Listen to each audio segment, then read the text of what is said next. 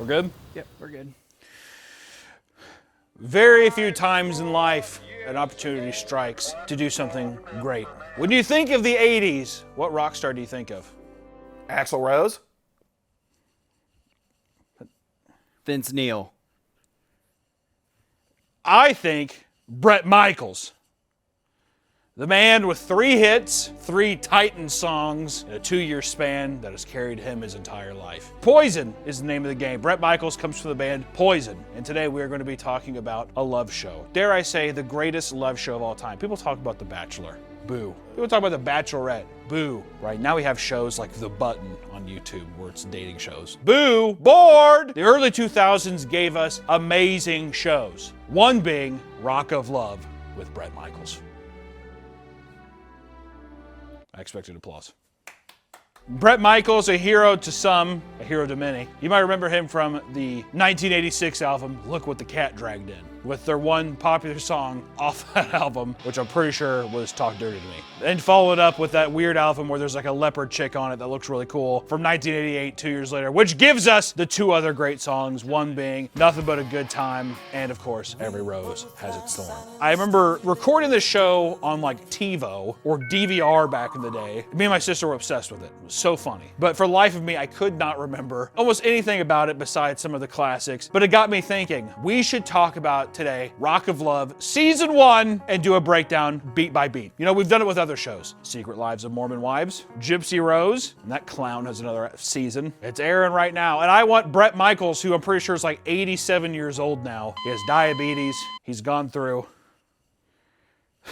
like a heart surgery or whatever something. that is. I don't even know what the hell that is. But we're going to be doing a breakdown of the entire first season of Rock of Love. And I'm also, along the way, we have a couple rules. One, we have our contestant board here. And of course, we have Big John, Bret's security guard, but I have my own, Big Jacob. Jacob, come on out. What's going on? Nice to see you. My My check didn't go through. You don't need to talk about that. Jacob here is a lexicon of rock and roll knowledge. Who's the guitarist for Guns N' Roses? Slash. It's a steel trap, this one. But he's going to be our Big John here. He's going to help me out with the lanyards because there's one thing that Bret Michaels does is he gets lanyards from John. And as you see here on our board, we have our own lanyards. John, go ahead and read us off our beautiful contestants. 25 of the most beautiful girls in the world. You'll hear that immediately as the first episode starts. 25 of the most beautiful women in the world. Bret Michaels has to say 25 of the most beautiful women in the world. And let me tell you, he's lying. Even by early 2000 standards. I think Bret might be fibbing just a little bit. One, we have Raven, Aaron, Dallas, Krista, Tiffany, Tamara, Mia, Kimberly, Jess, Kelly, Lacey, Bonnie, Magdalena, Brandy M, Lauren, Samantha, Meredith, Krista, Brandy C, Jessica, Tawny, Rodeo, Heather, Faith, and Pam. Whoa. Did I do a good job? That's why we pay him the big bucks. That's why we pay Big Jacob the big bucks here. Okay, we have 3 boards. Well, damn it, Jacob. Switch the thing so we can see the faces again. So we have 3 boards. This is how this is going to go. We have our contestant board where we're going to be able to talk about the contestants as well. Whoever we think is going to lose, or as contestants do lose, we're going to move over to John's sloppy seconds. And then, of course, we have our winner board, which showcases the beautiful, ever luxurious Bret Michaels, and who we think is going to win and who we will crown the winner. Between the episodes, we're going to guess who is going to win and who is going to lose, and then we are going to move them and place them accordingly. 11 episodes. I want to be in the mind of Bret Michaels by the end of this. I want to be able to choose by episode 2 who Bret's going to end up with. All right? 25 women. That's a lot of women. But without further ado, let's get into Rock of Love, Season 1.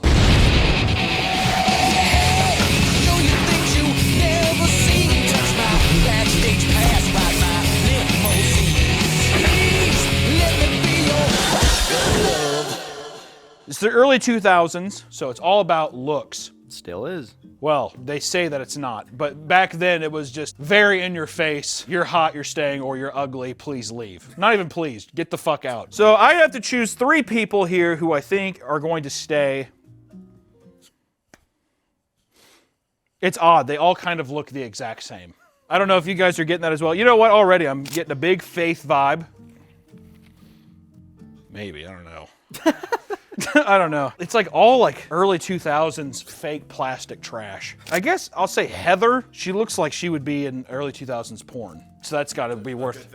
That's got to be worth something. Going Heather. So this is even before we watch the show. This is before I'm even watching it. I'm just saying that, listen, I'm guessing, and then by episode 2, I'm locking in. That's what I gotta say. I'm just saying right now, gut reaction, if I was Bret Michaels, I am Bret Michaels. I'm gonna guess who I think is gonna win the show.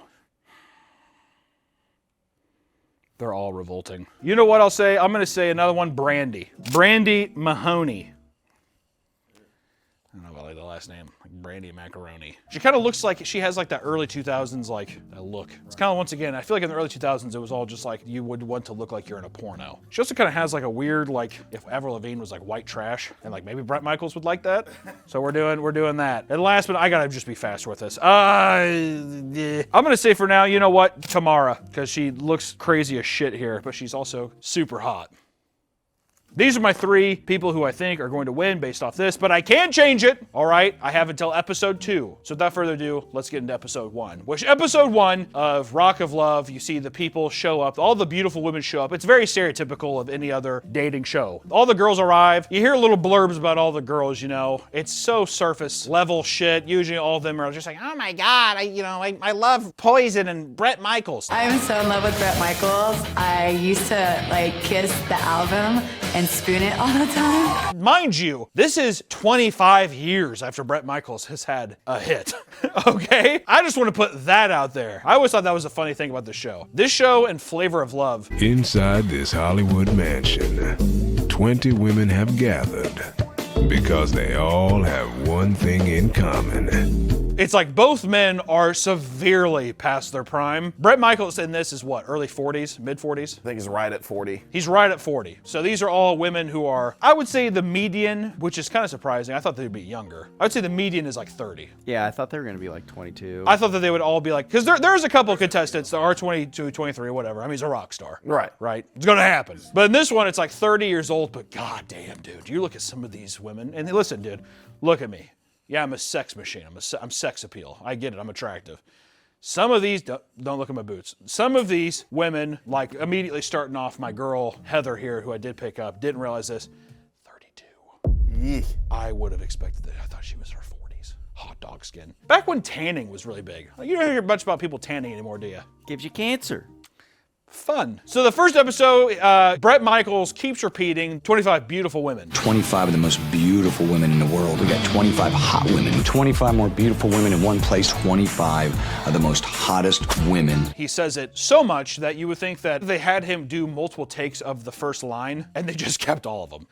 25 of the most beautiful women. And immediately all the women simp over Bret. I want to fuck Bret Michaels, and I'm not afraid of it. I'm gonna get me some rocker ass. I love rock star stuff. Really, almost to where I think 90% of them have no idea who Bret Michaels is, which is justifiable. I didn't know who Bret Michaels was until the show came out when I was younger, if I'm being honest. I mean, everybody's heard the Every Rose Has Its Thorn song. One of my favorite songs was Every Thorn Has Its Rose. Yeah, I never even really heard of Poison. Yeah, I mean, you couldn't tell me that, like, you Bret Michaels? I'd be like, who the fuck are you talking about? But before they even meet Bret fully, they are all lined up outside, which also they rent this, very stereotypical, they rent an LA house. This is definitely not Bret's house. Let's just get that out of the way. Because sometimes I think that they make it seem like, hey, this is where I live. They really don't even break that facade. He's just like, this is where we're doing the show. And they're like, okay, he's a rock star. Let's put light gaffing, like all over, like just like pipes where you could hang lights, like a stage, to where it's like a very mediocre LA house that's just covered in scaffolding. And they have a little stage outside for them, and they're all sitting there. And that's whenever we get to meet probably the best character of the series, Big John. who is Brett's security guard since the Poison days, I think. I don't know. He's a large man. So my first impression of Big John was, wow, this guy is big. He basically gathers everyone outside. It's 25 women outside, and he points out 5 women. Granted, just to let y'all know so far, no woman has even met Bret Michaels yet. You have gone through the trials of signing papers to be on the show, done all this stuff, you've packed a suitcase, and now they've come. And then now John picks out 5 women, and then I'll have my own John pick it, or my own Big Jacob come out and help me with these answers. He picks out 5 women: Meredith, Kimberly, Kelly, Pam, and of course, Tiffany. Do you think he was just like, you guys are way too go? I think that the people on the show definitely brought in a little skunkier people to come in, and I think that they were making a bit of a fools out of them. Pam, Meredith, Tiffany. Big John's job doesn't seem so easy now, does it? Who are you looking for? Which one are you It was missing? Bonnie, right? Yeah. Who is it? Bonnie. No. It's not? Meredith? Pam, Kelly, Kimberly, Meredith, and Tiffany. Pam, Meredith. And then he tells them immediately to pack their bags and go. Actually, that their luggage is at the end of the fucking driveway. They couldn't even give it to him. So go ahead and put him up on Big John's sloppy seconds. Ruthless, Gladly. unbelievably ruthless tactics here. 5 people immediately before even meeting Bret. Can you imagine? And also, I just want to say this because this is based in LA. Not all of them live in LA. A lot of them are like, yeah, I flew out from Chicago. Imagine flying out to LA and then basically being like, you're the ugliest person here, go home. That's what happens. That's also why Rock of Love with Bret Michaels is one of the best. What other show does that? And don't correct me. No other show's done it. There better not be another show that's done it. All right, you can go. I really need your fucking game to step up, though. But you know what? One of the girls, Tiffany, does not accept to go home. She refuses, and she bangs on the door so much she pisses off John. She comes back, she's just like, I think she's already drunk. Yeah. She can tell she's already smashed, but she comes back, Tiffany's just like, I'm not gonna fucking go. She bangs on the door a bunch, disrupts everybody. So I'm standing there, I'm like, what the fuck is that? Then she begs Big John to be back on the show. And you know what? Big John, because he has a heart of gold, he says, you know what? Fine, dude. I'll let one of the fucking dogs back in. I was a little pissed because, I mean, how the hell did she get back in the house? I mean, what did she do? Suck someone's dick to get back in? So you gotta come back in and bring Tiffany in. Don't touch me. I'm the talent. You can't touch me. Tiffany's back, which I'll be honest, out of all the women, I would have kept Tiffany out. Well, she's the drama queen. She's not even a drunk, she's a drunk. She's a drunk. She's like a 52-year-old drunk woman who's just like, I want to meet Bret. Don't threaten me with a good time. Oh yeah, that's her catchphrase. Don't threaten me with a good time. Jesus Christ. Don't threaten me with a good time. Too much. Says it way too much. Which if you look at this, you definitely also think that you bring a girl back in because if you start off the show, the season, the series, and immediately John is like, I'm taking the 5 ugliest women and sending them back off, I don't think anybody's gonna like John. And he is a cornerstone, a pillar of industry for the show. So you know what? You show his sympathetic side, his human side, he lets him back in. Already redeemed. Even though I would have said, you know what, John, you're just doing your job. From here on in the first episode, the girls play with their boobs together, which, you know, to give the show credit, the girls, at least it's more appropriate to his age. I feel like a lot of times now it would be like, you would think early 2000s would be a little more exploitative. Like, I'm 18. Because all the rock stars make songs about 15 and 16-year-olds and shit. And Bret Michaels just like, just old enough or something like that. But Bret's classy. So then the girls finally get to meet Bret, and goddamn is it monumentous. Hey, Bret! Hello, everybody! I don't think any person, I'm wondering if any person, this is no shade to Bret, because I love Bret, I love you, Bret. Don't think anybody would have that visceral reaction if Bret Michaels walked into any room. Like, I feel like Bret Michaels could walk into a Starbucks and the world would be fine. I don't think any chaos would happen. But people are losing their minds, they're very excited. And the first thing that Bret does in the show is he's got to take pictures of them for their lanyards. He's like, show me your sex appeal, show me your sexy side. But really it's just a way for one by one for people to come in, grossly make out with them, and then they kind of like do some very white trash. I don't know, they spread their pussy lips or they show their boobs or something. So, some of the girls just flash the camera or they do whatever, and you get Bret's, you get Bret sitting down in his green room thing and he's just like, oh, she's a firecracker. I gotta be honest with you, I was having a lot of emotions pouring through my member. I'm feeling extremely horny, and I'm telling you, I'm ready to explode. And then you gotta hand him off to Big John, and he does who God knows what with him. Adds him to his collection. All right. Yeah, it makes them all little Russian nesting dolls. I love girls in a cowboy hat. That's what he says. That's what he says. I love a girl in a cowboy hat. It is just purely sexy. And I knew even if I didn't want it, she was gonna have a piece of me. He then goes out to make out with every single woman, and Brett makes the weirdest noises when taking the pictures. Pretty much he's just like, oh, yeah. Oh, jeez. Oh, yeah. Oh, damn. Oh, yeah. Uh-huh. Oh, jeez. Oh, yeah. Oh, yeah. Oh. Jesus. Coming his pants pretty much. He's just like, oh, baby. Oh, fuck. Oh, oh. And all the girls are just kind of waiting on the staircase like,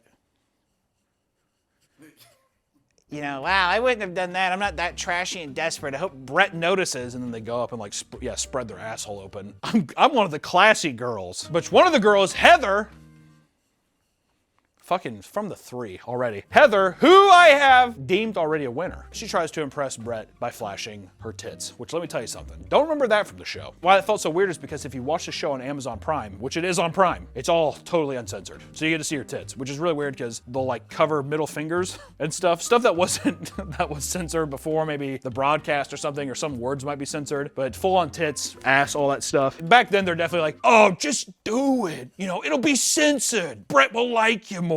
That kind of stuff, and now it's on. 2007, no one even knows what the fuck a streamer is, you know what I mean? But after the pictures, Brett talks with the girls to get to know them more, right? He's very down to earth. Bret Michaels, I'm gonna tell you right now, episode 1, season 1, he's a charmer. I think Brett is a good man. He's a classy guy. It's very hard to not like him. I guess that's what it is. Charismatic, that's the word. It's the diabetes. It is. He also talks, that's one thing about the show, Bret Michaels brings up his diabetes a lot. I've been juvenile diabetic, right? I take 4 shots a day since I've been 6 years old. He doesn't say diabetes, he says diabetes.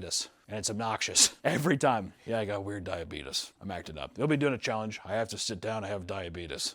But one of the girls, while he's talking to all the people, one of the girls gets jealous that she's not getting enough attention. And there's a lot of jealousy between the girls. Obviously, it's a fucking dating show, right? And everyone is trying to impress Brett with bullshit like pole dancing, playing drums. It's fucking annoying. Drooling over his tattoos. Stuff like that. It's obnoxious. It's dog water, trash TV. It's wonderful. You're gonna lose brain cells. Lots of dumb bitches. Brandy C and the 2 blondes who team up together are extremely, extremely annoying. They say something like, where's our babe? Where's our baby boy? Where's our man?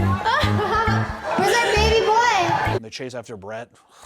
Where's our boyfriend? Oh yeah, where's our boyfriend at? And they're like, yeah, we're the blondes. We're friends because we're blondes. Brett's in the bathroom with a gun. He's just like, Brett's a blonde. Brett is a blonde, has been in a wig for probably 36 years. At this point, I think that motherfucker's been wearing a wig for a long time. But one of the contestants, surprisingly enough, the one that they let back in, the fucking tramp herself, Tiffany, gets extremely drunk and starts arguing with all the girls. And it's obnoxious. She's rolling around, slurring her words. And it'd be funny if she was pushed in the pool that they're all hanging out in and she drowned, if they had just like an alcoholic drowning session. She got drunk, she's like, oh, they're just like, she can't swim. She did drop the N-bomb and no one cared.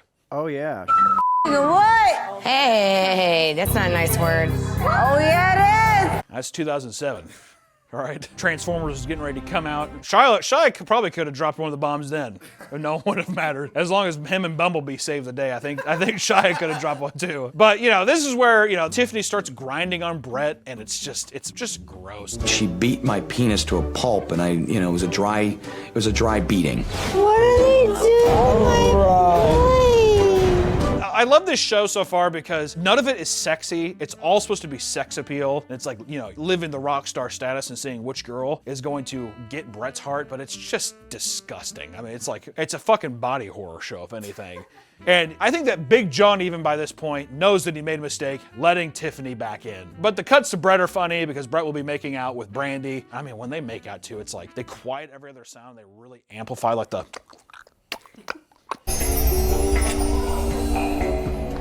And you can see Brett's tongue getting all up in there and stuff, and then it'll just cut to John, and he's just keeping a watchful eye on our boy, all right? And I do like how Brett can't say anything negative. He just talks about how horny he is. He doesn't say anything negative about one of the contestants, almost ever. Very rarely in the show. Someone will be like, yeah, Brett, she beat a cat to death. And he's like, yeah, I think animal cruelty is weird, but ooh, man. That's a turn on. That's a turn on for me, exactly. That's a turn on. That becomes a big thing. That's a turn on. Strange, but it just kind of turned me on. My diabetes, that's a turn on. Then there's a Down syndrome looking girl who just sits alone and drinks champagne. She doesn't even speak. It's weird. She's like mute. I don't know. Give me your sexiest, coolest. Forget anyone's in this house, room, any place, all right? Okay, ready? She just has like that ape brow, It's like very weird watching somebody being like at a party, just sitting alone drinking champagne. It's like a Weekend song or something like that. Which actually by this point here, when I was watching this episode, this is where I had my first pivot. There's a elderly woman named Rodeo on the show who's like super buff and charismatic, and I immediately thought to myself, I think this is a winner. So in this first episode, I'm gonna change Tamala, who hasn't made a goddamn lasting imprint at all in this first deal, and I am going to put Rodeo in my winner circle. Controversial plays already. But I think already, they're giving her too much screen time. I'm also trying to game the system, if I'm being honest. I feel like I'm trying to see who they're investing more time into. And so far, Heather, snarky bitch, a lot of confidence. Rodeo, bombastic, loud, most annoying laugh on the show.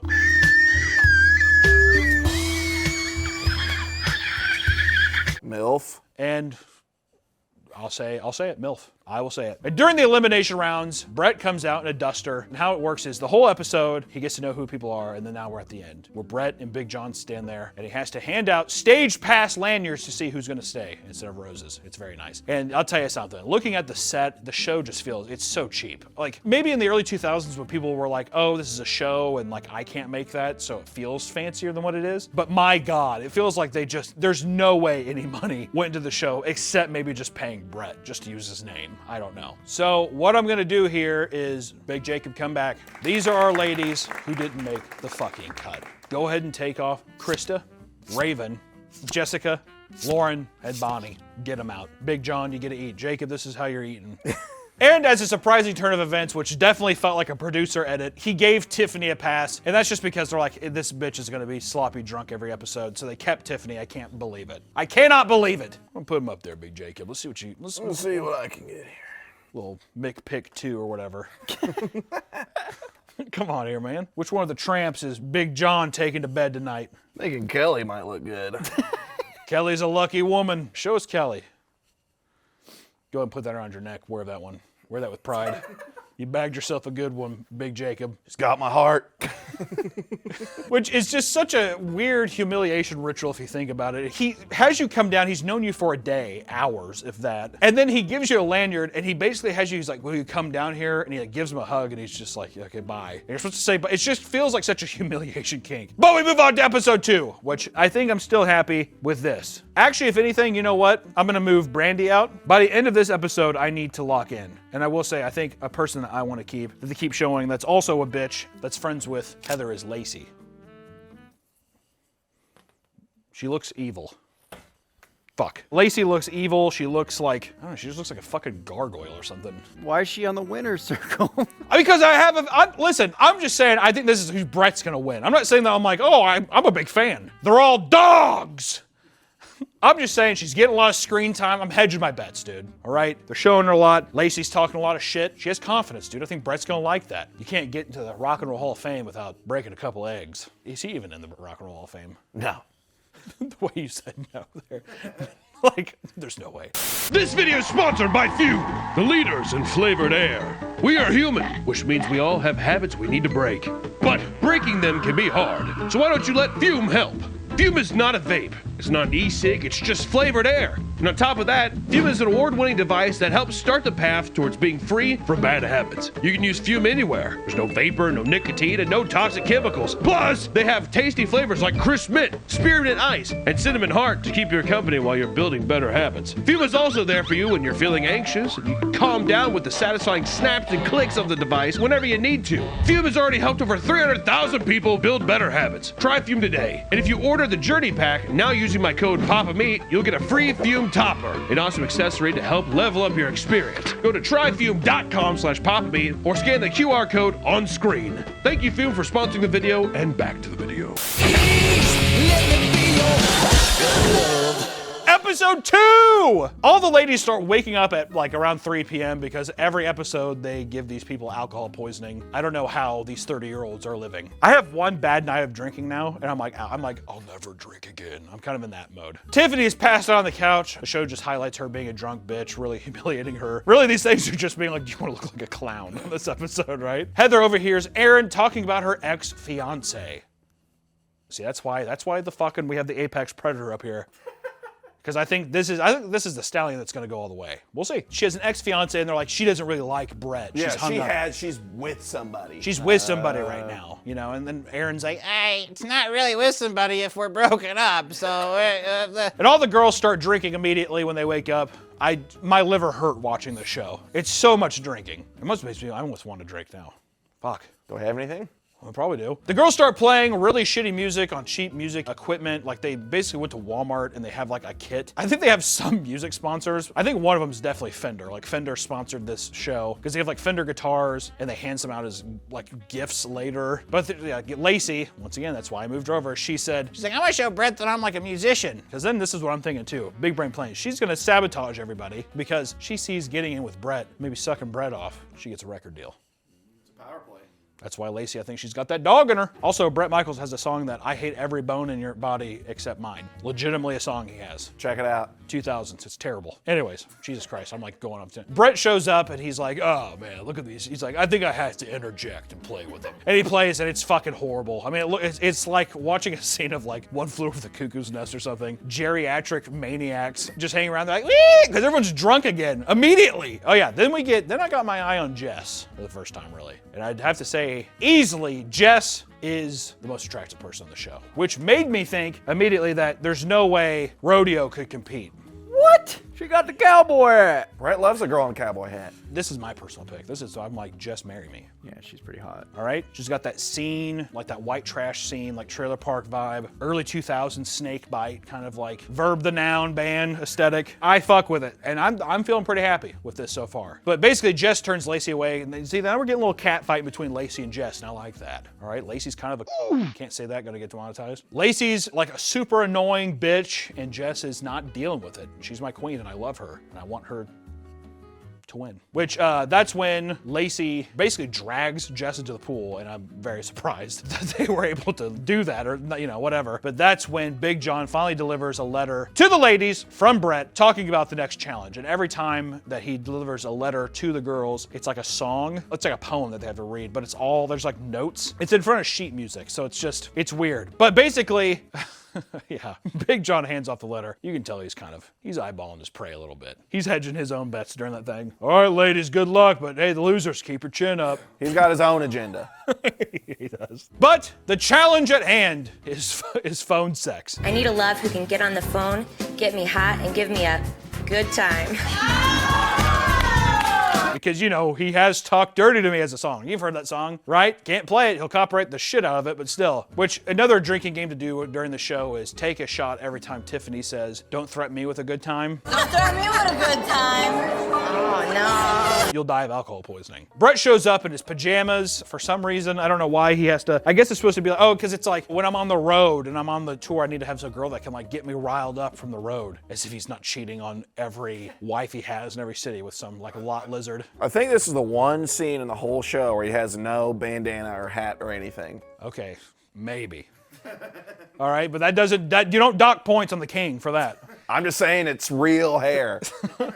They hook up some blood dick monitor to Brett to basically check his blood pressure to see, which is so weird. It's like, I don't know. It's like something that like basically checks his heart rate and stuff through his cock to see when he gets the most aroused by whoever's on the phone with him. This is a win-win for me as a diabetic because I could keep my blood sugar levels perfect. We get like all kinds of cringy stuff of people talking and all the girls like, oh my God, going back and forth. And Brett's reactions to a lot of it's pretty funny. Oh yeah, baby.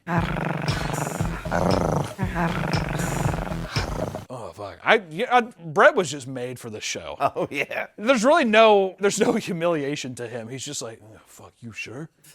Oh fuck! And there's some girls like Tamara. She doesn't do anything, and Brett just hangs up on her. If you got something there, it was purely by accident. I jumped the cord or something. It's pretty funny. Magdalena sings a very sexy song to Brett, and she basically says that he's like a king or something, and Brett even says, "I like being a king."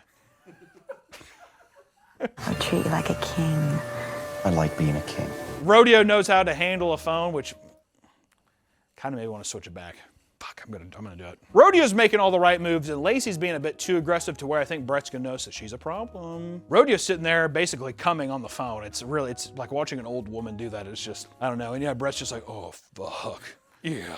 I want to press you against me. Oh, I'm so into it. Brett then shows the results, the top three and the bottom three. I don't know why he has to show the bottom three. The bottom three felt kind of, I was like, what the fuck? He's like, you weren't doing anything to me. I was soft, super soft. And everyone's like, ha ha ha. And then he like shows the top three and he's like, yep, I was hard. I was super hard. It's such an uncomfortable scene. Do they ever cut to his pants? No. The screen would be big enough. His cock is that big. Aaron, Rodeo, and Lacey win a date with Brett. They're the people who win. So every time they win a challenge in the show, it's pretty funny. You have to do things to win a date with Brett. Is that how it is in other shows like Bachelor and stuff? I think so. I think so, yeah. It's Okay. there's always some kind of challenge. Well, in this show, it's basically like it's really stupid challenges that then result in you going on a date with Brett that is just as equally retarded. And it's very rarely a one-on-one date. Usually it's a group date to where he's just like, hey, listen, I have a great time. Aaron and Brandy C start arguing, and Aaron says Brandy has a meth scratch face, which is kind of funny. That was really funny. I want to look at your little meth scratched face any longer. Oh, that's right. You know what? Meth scratch. Actually, I got in a car accident. Pretty good time. I thought that was good. Brandy, she's like a little scar or whatever, and she goes and complains to Brett about it, making fun of her face, and it's pretty funny. Brett is like, are you fucking kidding me? You're fucking kidding me, right? Anytime any of the girls actually go up to talk to Brett about something, he's like, no, I'm fucking pissed. That's not okay. That's not okay. Are you fucking serious? Really? But then immediately, once again, because we've said this before, he refuses to say anything bad about someone. So he's like, I'm sure there's a heart of gold somewhere underneath those double D's. I know under those humongous double D's, there was a heart of gold in there somewhere. There had to be. And you're like, God damn it, Brett. Wordsmith. Charismatic son of a bitch. You just can't hate him. You can't hate him. Obviously in the show, they're going to try to get conflict amongst the contestants. But there's like a weird beef between Dallas and Lacey where Dallas is talking about how she's like, I basically eat and wear animals and I just want to kill all animals. She's like, that's fucked up. You know, I'm a vegan. I'm a member of PETA. I'm really passionate about PETA. And I realize what a heartless, hateful bitch she is. Or whatever. But then it becomes this weird thing where she's like, Dallas is like, if an animal was here right now, I'd just bludgeon it to death. And you're like, what the fuck are you talking about? Fucking psychotic. It is psychotic. Sorry, there's an animal right here, right now. I would slit his throat. But I bet Brett would be like, but honestly, kind of hot. Honestly, that's kind of a turn on. Which Big John then again passes down his next note from Brett the next morning, once again sizing up every bit of prey at the table. It's like a cartoon bulldog. Yeah. It's like a cartoon. Every time Big John comes in and like gives the notes to the girls, it's like looking at like the Tom and Jerry bulldog eating a cartoon steak. That's what it feels like. The three winners leave for their date, and of course, when Brett shows up, he's always wearing, by this time, this is peak Affliction era, right before Jersey Shore started popping off. So you know, every time that we see Brett, he's in a sick Affliction getup. I fucking love it. So good. And the date they go to is they all go to a recording studio to make a song with Brett. I can't even begin to describe how bad that was. This is a painful one. Brett is constantly tongue kissing all of the girls, and it's just like so often and so much that it's just like there's got to be something being passed around there. Hep C, fucking some. I don't fucking know. All I know is that the song is fucking terrible. Baby, do you remember? Let me feel you, friend. Thank you. I'm hearing a hit. And it's funny that they're getting 2007 Bret Michaels as if he's going to the studios and they're just like, yeah, like the label's really excited. Yeah, the label's really stoked on what I'm putting out. So he's like in there and it's just like, yeah, we're gonna lay down this thing and there's gonna be a lot of, it's like your time has passed. It's unfortunate. I'm like, dude, you have every rose has its thorn. Be happy with that, right? They're making the song and it's like all like really sexual and weird. And like one of the girls is like, I don't wanna do this. I'm too nervous. But then we come back to the house and Heather forms a group of girls called the A-Team, which are just all the whores in the house, pretty much, all the slutty girls, which is, in my opinion, the strongest team of characters so far because at least they're the most interesting to watch. Everyone else, kind of boring. A lot of the girls you don't even see. Jess is not a part of the A-Team. Jess isn't part of the A-Team, she's an angel. So let's get that out of your mouth right now. All right, Rodeo's also not a part of the A-Team. She's not. Just wanna put that out there. Brett gets home and tries to talk to some of the girls that he hasn't spoke to yet, but it's like, there's just nothing there. It's so weird. I feel like maybe in the first show, I don't know if they change it in the next seasons, it feels like too many contestants. Yeah. Some of them aren't getting any time with them, and then some people are just like not as outgoing and drunk as the other people, so you're not gonna stand out. Like the first girl, the mute. Even when she got picked off, she was just like, Yeah, I still don't think she said anything. Which Brett then says, I have no connection with Tamara, and she's as dumb as a box of rocks. Here's the thing with Tamara. No connection and dumb as a box of rocks. Which I feel like today maybe wouldn't slide as much. But guess what? It's Bret Michaels. He's charismatic, so we let it happen anyways. Heather goes to Brett and tells him about Aaron's fiance, which is actually her ex-fiance. You get a lot of back and forth there, you know. A lot of the things of him being like, are you fucking kidding me? You know, yeah. Aaron's supposed to get married in May. You're fucking kidding me. No. And you get to see here that a lot of the girls are going to go to Brett with any little grievance and basically tattletale. That's the biggest thing. Now, finally, we get to the good part of the episode, which is the elimination. Brett walks out in his duster for elimination, and it looks like it just came off the back of a cow. It literally was like black and white. Yes, because it's fresh Californian Angus duster, because that's every outfit that Brett wears on the show is gold, okay? Brett reads off the girls that are going home before he hands the last pass out, which Big Jacob come in. Put your phone away. You're on the fucking, it's Faith. I have not been paid. Hey, Faith, Tiffany, Tawny, and Tamara. I feel like I'm reading like fucking Hansel and Gretel or something. Tiffany, Tawna, Tamara. Are you disappointed in any of these picks? Me? No, not yet.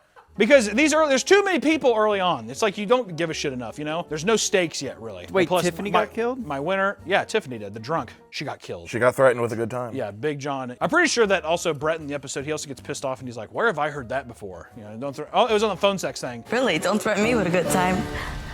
Don't threaten me with a good time. Don't threaten me with a good time. Don't threaten me with a good time. Tiffany, obviously. Hello? You know, don't threaten me with a good time, and it gets him soft. But Big John, once again, carefully watching his prey walking out of the house, and Tamara tries to leave out the wrong door, and she looks like a stupid bitch. Big Jacob, hold on. Come here. What? You get another, it's your other, who's your next prey? I'm holding on to the... You get every episode. Every day you get a You're eating every day. You're Big John. Who are you thinking this time? Yeah, Big John's hungry. See, that's the thing, is every episode becomes more difficult for him because it's the choices that grow. I go Tamara here. Oh, there you go. Fresh meat. Why Tamara? She's got kind of that wild hair. Doesn't look like she knows where she's at too often. That's a pro. That's a plus for Big John. All right, well, thank you. Move on to episode 3. I have to stick with these. The people I'm sticking with, I think, are going to win, at least this time. And as we go on, I think, let's say episode 5, I have to remove one of them. Right? After a while, you have to remove one. But for now, episode 3, I'm going in thinking that either Heather C., Rodeo, or Jess is going to win. Jess is my queen. I will die for her. Thank you. Should we do a drink? Yeah, Brett drinks. Big Jacob, make me a drink. You got it, Brett.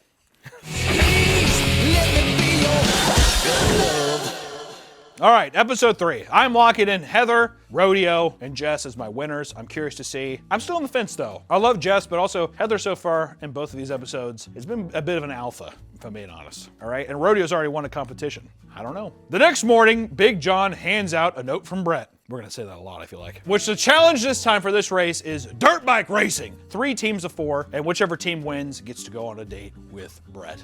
Lucky, lucky. The girls get to the racetrack and see Brett riding and doing wheelies, which is funny because there's no way that's actually him. The cut of that is so funny. It shows like 3 people coming in on dirt bikes, and then it just immediately cuts to the bike stopped, and then Brett takes off his helmet. Come on, dude. Can we not be a little more creative with the edit, with the cuts here? Which, they're getting instructed on how to ride. Some of them haven't ridden before. Magdalena pisses herself, and she's trying to get a helmet over her fat, stupid fucking head. Everyone's making fun of her because she's huge. She's like fucking 6'6" or something. I'm pretty sure Bret Michaels is 5'8". The instructors try showing the girls how to ride the dirt bikes, and Dallas is terrible. She's falling over the place. She just speeds off and runs into the fucking ground. Which the girls get split into 3 teams. Magdalena, Heather, and Aaron are team captains. They're the people who are like having to choose. It's basically old school dodgeball style. Big Jacob, give me my drink. Can you tell them what the chef crafted? The chef has crafted a classic Jack and Coke. Coke Zero. Brett's washing his figure. Thank you. That's true. So they're going through, they're picking all the teams, and Dallas and Brandy C are the last ones to be picked because Dallas is fucking terrible, and Brandy, I'm pretty sure, is like a super unconfident woman or something. Lacey thinks she's hot shit. She starts off the race, so they get to the racetrack and they start racing. She wrecks the fucking bike and can't get it started like a fucking idiot. You're like, way to go, Count Orlok, you fucking demon-looking bitch. Good lord. Going back through, you know, it's a close race, whatever, but then finally it's Dallas's turn to ride. And she speeds off 50 miles an hour, really fast. The first fucking hill she encounters. She fucking jolts off, flies off the bike, almost kills herself. It was awesome. Brett lightly jogs over to her to help her back on the bike. Really, he's like, oh my God, she could have died. He really didn't put in much of an effort to get over there. He knows that there's on-set paramedics. He's like, what am I gonna do? Am I a doctor? Rodeo ends up taking the lead and winning for the pink team. Rodeo once again. Queen. Second challenge in a row she's won. Okay? Then Brett like brings out like a Pop Warner trophy and gives it to the girls to also where it's like, it's one trophy for 4 women. It's like, how do we break that up? Who takes this home? And it's obnoxious. It's huge. I want to know where that's at. I mean, he probably fucking got it literally from like a Goodwill store. I don't know. Which Rodeo, Magdalena, Samantha, and Brandy M win a date with Brett. Does that feel special if 4 other people? You know what I mean? Like, okay. Lacey and Dallas start arguing again over killing pets. Lacey calls Dallas to waste a sperm and egg back at the house. You're just a waste of sperm and egg, that's all. You're a waste of sperm and egg. They don't like each other. Feels like a race war. No, it's about animals. They shove each other and break some of the cheap vodka bottles behind the bar. Producers definitely told Lacey to keep pressing Dallas because she won't leave her alone. And then Rodeo comes out of nowhere and like, I don't fucking know, Jet Li's the fuck out of Rodeo and sends her off basically. She's like, this is enough! I've had enough! Which it is fucking annoying. I was like, it made me cringe watching that. Lacey like pressing Dallas the whole time. I was cringing super fucking hard. Like it's like schoolyard shit where it's like, won't leave you alone. The cringe was very real. And let me tell you, by this time I was bought in. I'm bought in on all the sauce, if I'm being honest. I'm like, oh no, she didn't. So the dates are like double dates with just Brett, and I wish once again Big John could get in on the action. 2 girls go on a date, and then other 2 girls go. While the other 2 girls are waiting, why not let Big John take him out? John's not doing nothing. Look at him. He's Big John. Big John. All right looking. Oh, if I'll be honest, I would be in a relationship with Big John over Brett in a heartbeat. In a heartbeat. It's not true. Not true, no. No, Brett has the money. Brett has the money and the wigs. John didn't sing Every Rose Has Its Thorn. No, but I like John because I can tell he's gonna take care of me. Right. He's gonna protect me. Yeah. Why do you keep yawning? I'm laughing. He's laughing. Yeah, when I go see a funny movie, I do this the whole time. Sam and Magdalena and Brett are out on the patio and watch a slideshow of Brett growing up. That's a date. Yeah, they say, yeah. By the pool. It's a poolside date where he's just like, yeah, this is pretty much me when I was young. It's like, lucky girls. Lucky. Brett made sure to put on the Rasta wig for the occasion. It's poolside. It's tropical. He's got to put on the Rasta wig. If he doesn't put on the Rasta wig, why even buy it? Didn't Adrian Brody get banned from SNL for that? Adrian Brody got banned in SNL for what? Wearing a Rastafarian wig. Dude, well, let me tell you something. People, I think, good. Let Adrian Brody get canceled for it and Bret Michael walks free. That's what I say. Sam, I'll tell you something. She's got like a little gap or two. A little trashy. I like it. Just wants in that verb the noun kind of era. Yeah. Trashy vibes. But she listens to Cradle of Filth. Also, she wore a Pantera shirt that one time. Probably loves Atreyu. Oh man, loves Atreyu. It sells a Paper Anchors album and shit. God damn. She's like, yeah, bullet for my Valentine. And you're like, yeah. I'll accept it. That's fine. Yeah, that'll be fine. She's sitting there and she's like, I mean, Brett's been making out with all of these women. And then he's like talking to her and he's trying to kiss her and she's like, oh no. Like, and he's just like, it's just a kiss. It's just a kiss. That becomes a big meme. Is listen, fucking relax. It's just a fucking kiss. Are you gonna be this uptight, really? John? Oh, you don't want me to get John? Just say it's a kiss. Which, it's weird whenever they kiss, whatever, because in the edit, they add these moans in the background. It's like making out, whatever, and you just hear, oh. I never understand the idea of like wanting people to be hard while they're watching TV. But Sam says that she wants to have an orgasm, so Brett kicks them both out of his room. When Sam said to me she wanted an orgasm, from that point on, my date was over. I just wanted to get on Sam. I mean, I'm willing to do that. I don't think I should have brought up the orgasm because now Brett's extremely turned on. And Brett's like, oh, oops, my diabetes. And he basically has to kick him out because he's like, I don't know what I'm gonna do. So I was kind of creeped out by that. He's like, I'm Dr. Jekyll and Mr. Hyde. You don't know who's gonna come out tonight. John, get my insulin! I really felt like I was starting to connect to them. However, after Sam told me she needed orgasm, I was about ready to pop. The next morning, Big John comes out of his cave. How dare, who fucking wrote that? Shame on you. Next morning, Big John comes out and gives a letter once again to the girls from Brett. And this time, Rodeo and Brandy M hop into a Hummer limo. Super early 2000s. I mean, when I saw that, I was like, God, this is This is so trashy, dude. I'm pretty sure at our prom, there's people that had like Hummer limos, and it's like the kid who's like, my dad has the biggest plumbing company in town. Rodeo and Brandy M hop in the Hummer limo with Brett to get tailor-made bikinis. Tailor-made? Mm-hmm. Yeah. Every girl's dream, he's like, every girl's dream is to get a bikini customized. You're like, where the fuck did you come up with that, dude? What do you mean? I'm actually almost positive he says it's every girl's dream to get a tailor-made bikini. Just about every girl's dream. I'm going to get them the hottest bikinis ever, tailor-made to fit their body. That's why you love them. Which they have dinner on top of a hotel, and you find out that Rodeo collects swords and has had 5 blood transfusions when she was a baby. Basically, this is where my faith in Rodeo kind of was slipping a bit. She's just a bit too chatty. My favorite position is doggy. Is it? Somebody says something and then Rodeo's just like, yeah, me too. One of those people, don't you hate that? Yeah. I really like bicycles. Yeah, I have bicycles too, I'm a champion. This one time, this happened to me with a bicycle. Yeah, so this actually happened to me one time. Just turns it around to make it all about herself. But at the same time, that's the kind of guts and glory you need to have to win. Happy she's in my circle, that's all I gotta say. Later on, Brett gets Lacey and Dallas on the back deck because there's a bunch of drama once again about like animal abuse and all that shit. And they're talking about it, they're like, yeah, I don't know why she's doing that. And Brett's face is just, you can so tell he's like, was the paycheck worth it? He's like, I just don't care. I don't care. But for the elimination this round, Brett comes out in all leather attire. I told myself if I was ever super, super skinny in shape, not buff or anything, just slender, I'd wear every suit that Robert De Niro has in Casino, and I would seriously, my everyday outfit would be Bret Michaels outfits in Rock of Love. They're so good. I love them. Give him the bandana. Yeah, Big Jacob come out. And this time, unfortunately, Brett has to send home Dallas and Krista, which I'll be honest, I thought Dallas was gonna stay a bit longer. She had a crazy time on the racetrack. And then yeah, Krista, who the fuck even, has she said a word yet? I don't know. One man's trash, am I right?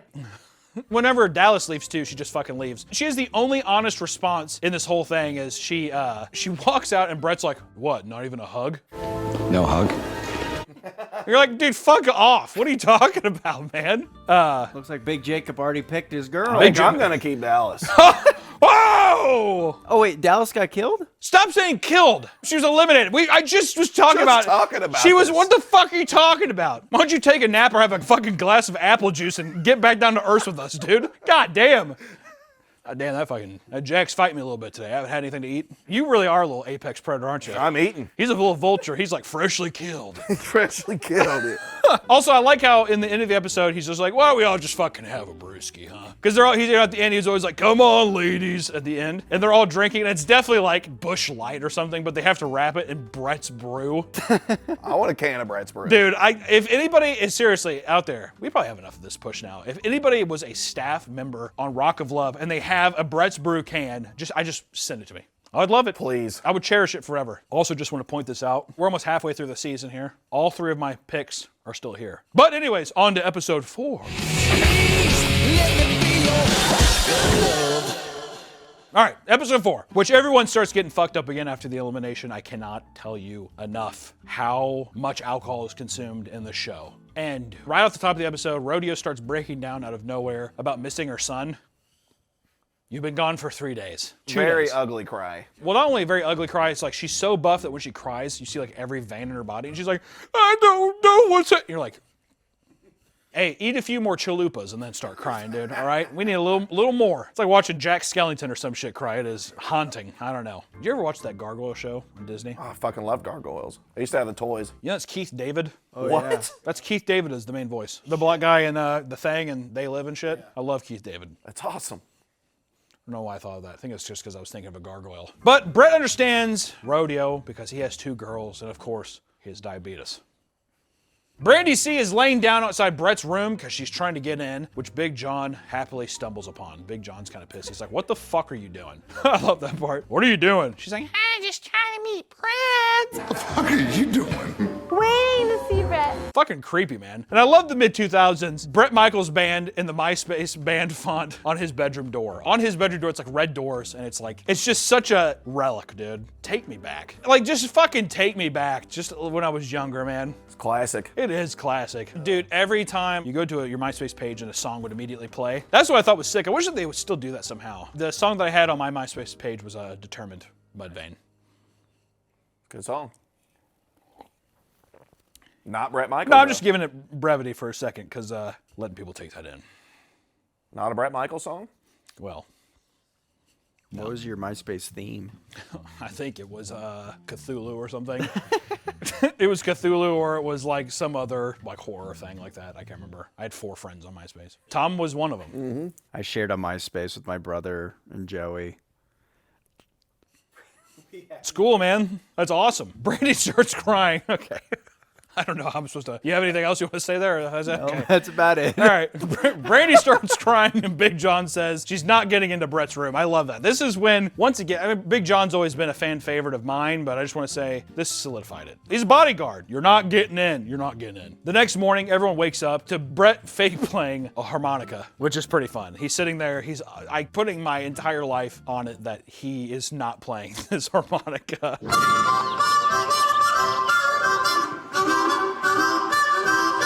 There's music going on upstairs. The next challenge the girls have to do, they have to make up lyrics to one of the 2 backing tracks on Brett's solo album.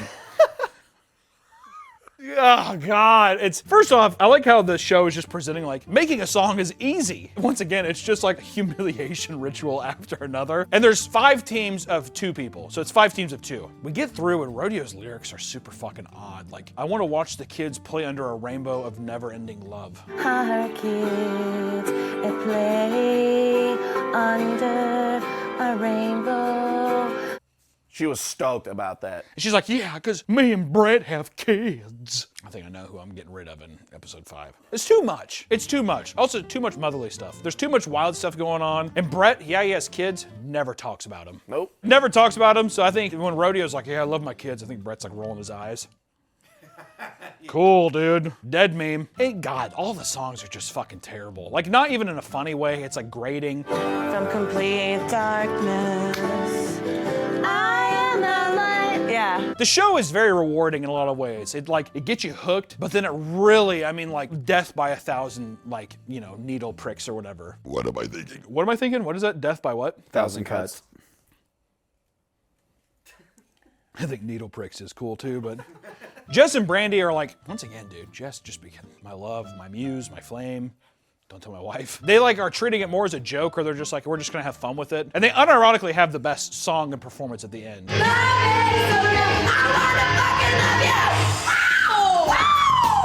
So much better than all the people who took it seriously, and you're just, it's bad. Lacey and Aaron are the first to perform, and Aaron can't hit a tambourine on time. It makes me, I just don't know how you can't just do, tss, tss.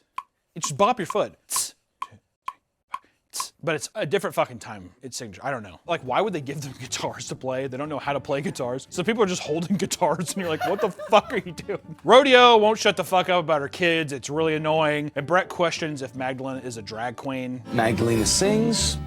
Sounds a little like a drag queen. Brett. I'm like, why the fuck would you? Yeah, she's just like, Brett, my bro. Why, Brett, bro? And you could tell that the producers are definitely just like chortling to themselves and rubbing their fingers together, thinking of all the different ways that they're humiliating these women on the show. I wonder too if Brett's just like, I'm going home. Between his shoot, he's there for like an hour a day, and he's like, I'm leaving. Which Heather and Magdalena, Sam and Brandy C tie for the win. So 2 teams tie for the win, which I think is bullshit too. And some of the girls are like, what the fuck, just choose one. But you see that with Brett, he's indecisive. Might come back later in the season, I don't know. I don't know. He's got a heart of gold. He does have a heart of gold. Can we at least give a round of applause for Brett real quick?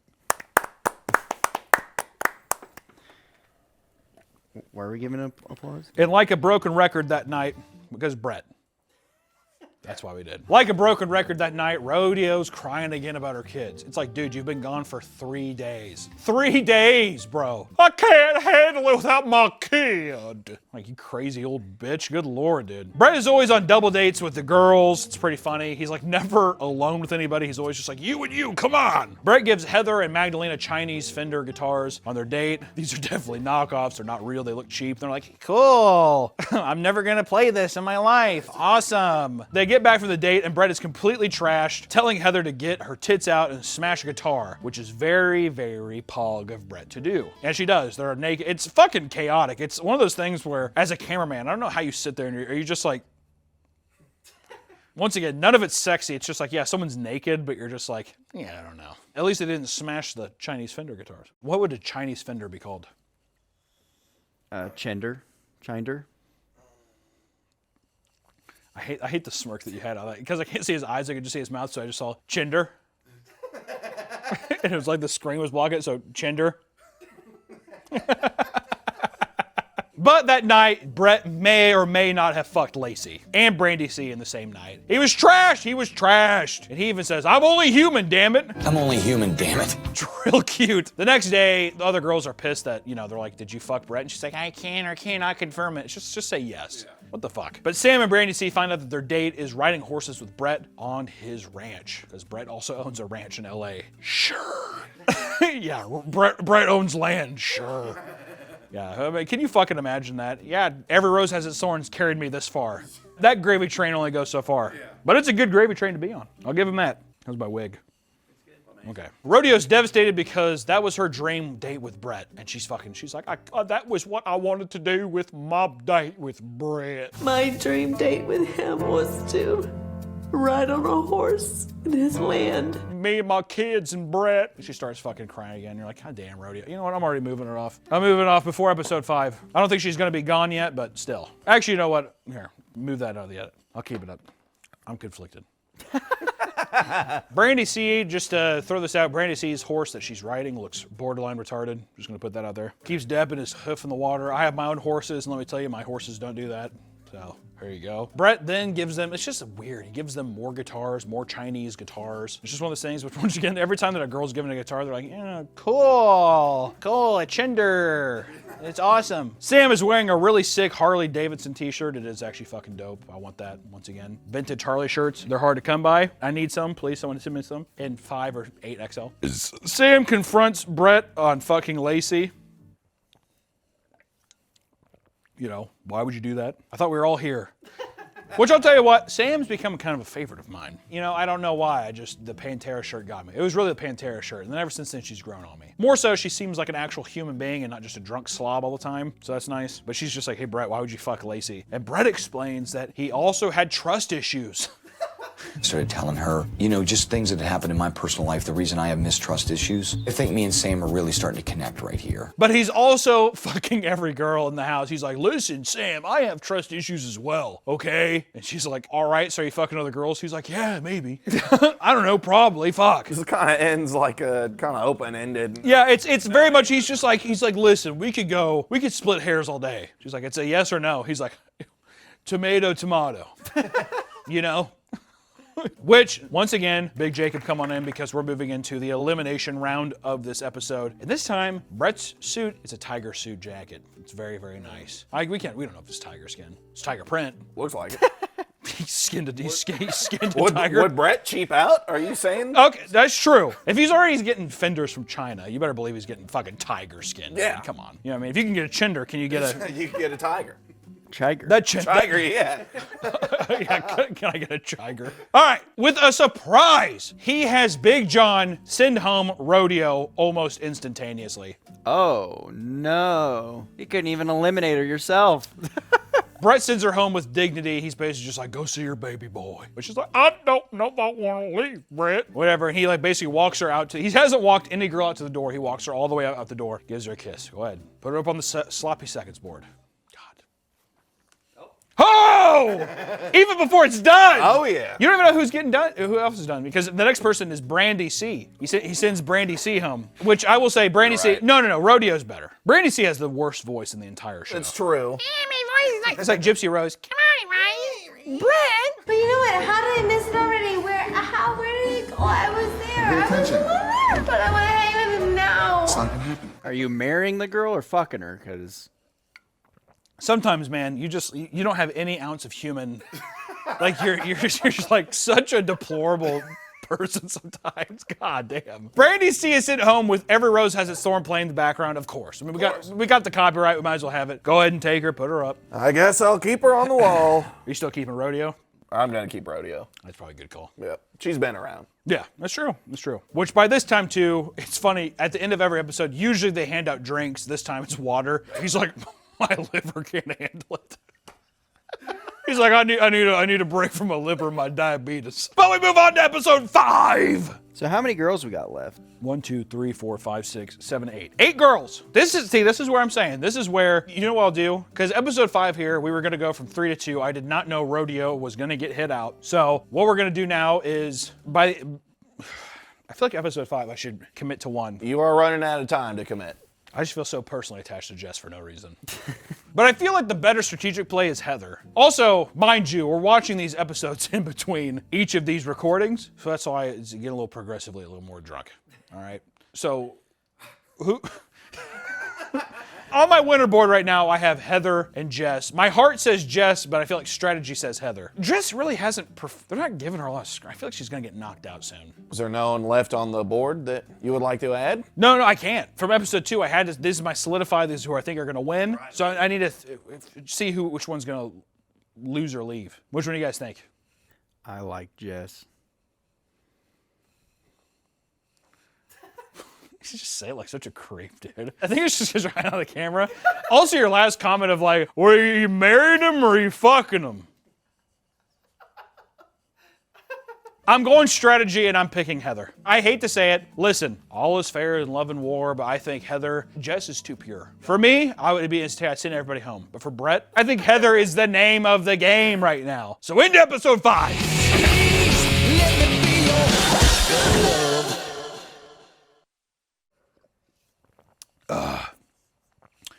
The morning after the elimination of the last round, the girls find a bunch of football uniforms and a note from Brett on the pool table. But one thing I want to say here is that Big John is absent, and it is very noticeable. Where the hell is he? It's a big void. I like that. I like that a lot. It is a big void in the show, isn't it?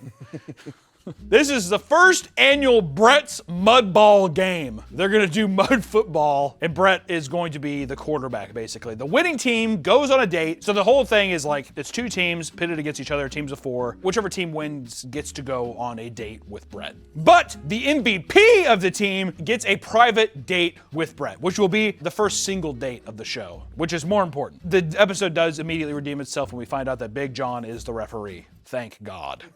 I don't know why they even played with it. Have him drop off the rules and then have him put on the referee outfit. Right. This is 20 years ago. I'm not going to hold a grudge. Isn't that crazy? 20 years ago? Holy fuck. But when they get there, you can tell none of them know what the fuck's going on, and you can tell Big John is just having a great time. I feel like Big John's the only person where they're just like, I don't think anybody told him like, hey, play into it. He's just like watching these girls be completely fucking stupid, and he's just like laughing his ass off. It's a good time. But I never understood why old dudes always want chicks to mud wrestle. Well, there's one thing I don't understand. You see that a lot of covered in mud. Yeah, be covered in mud. I don't know what the appeal is there. I remember when I was 14 and the movie Stripes came out with Bill Murray. John Candy has that scene where he's mud wrestling those women. I remember my dad was like, this is awesome.